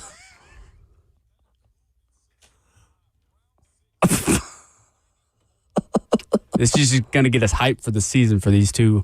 Or terrified, one of the two. Yeah, well, that's the point. Let's get it going. I forgot I made those. Question mark? Yeah, I forgot I made those. I wanted those to go live one time. He forgot he made those. Just surprised us with I just that. had them on my board. Wow. Okay. Lovely. Nice little laugh. Fantastic. Anyways, good O-line talk coming up on Thursday. I love it. And every day with Ramon Foster. And every day. Of course. People are going to like Fernando Carmona, too. He's a very nice young man. Yeah. And good personality. He'll be one that Titans fans will gravitate towards. And let me say this, the media will gravitate towards for a good quote when he's up and running in whatever capacity he is with the O-line. Justin, you want to educate us with a Hawkins Hockey Minute? What's going on in the NHL playoffs right now? Oh, we got an epic Game 7 tonight. Okay. Montreal versus Buffalo. Oh, it's Zeph versus Slay. Oh, yeah. Slay's Sabres against the Canadians. Zephyrs. Canadians team. Yeah, exactly right. Yeah, this has been a really fun series. It's been very back and forth. Game 5 saw Buffalo take, I think they scored 3 goals on 4 shots to open the game up. Lost 6-3 to Montreal in Game 5. And then they turned it around. The game flip-flopped about 4 times in the second period. It went from, I think it was 3-1 Canadians lead. The second period ended up 5-3 with a Buffalo lead. They go on to win the game, I think 5-4, Game 6. Game 7 tonight is going to be a really good, fun one. Very and nice. then you've got the Western Conference Finals starting on Wednesday. Some really good hockey stuff coming up here. Lovely. How about the story from over the weekend about the Vegas Golden Knights being stripped of a second-round pick for media regulations? Yeah, what was I saw that and I did not go back to it. So tell me what they got stripped a second-round pick for. It's setting a very interesting precedent. So the Vegas Golden Knights have been stripped of their second-round pick in this year's draft, with Coach John Tortorella also receiving a $100,000 fine for flagrant violations of the Stanley Cup playoff media regulations. So the team was hit with this on Friday. League-imposed sanctions come one day after the Golden Knights didn't open their locker room to the media at all after losing to the Anaheim Ducks in Game 6 of the Western Conference semifinals. Some players did speak to the media at the post-game podium, but they did not open their locker room, which is the way that you get post-game access for pro sports, as we know, for the NFL and baseball and hockey and all these things. So in a release, the NHL said that the imposition of these penalties comes after previous warnings were issued to the club regarding their compliance with the media regulations and other associated policies. Interesting. They have been offered the opportunity to appeal, but that is a pretty unprecedented penalty for just not letting your players speak to the media. Interesting. Appreciate you, Rhett. Good stuff. It was fun. Glad to do it. A quick 4 hours in the books just like that. Buck Rising Show up next. Ramon back with us tomorrow. And tomorrow it might become official and the Titans getting the Super Bowl. We will do that. We will talk with Austin Price and Chris Burke bright and early, 6 to 10 tomorrow morning. Ramon Will, 104.5 The Zone.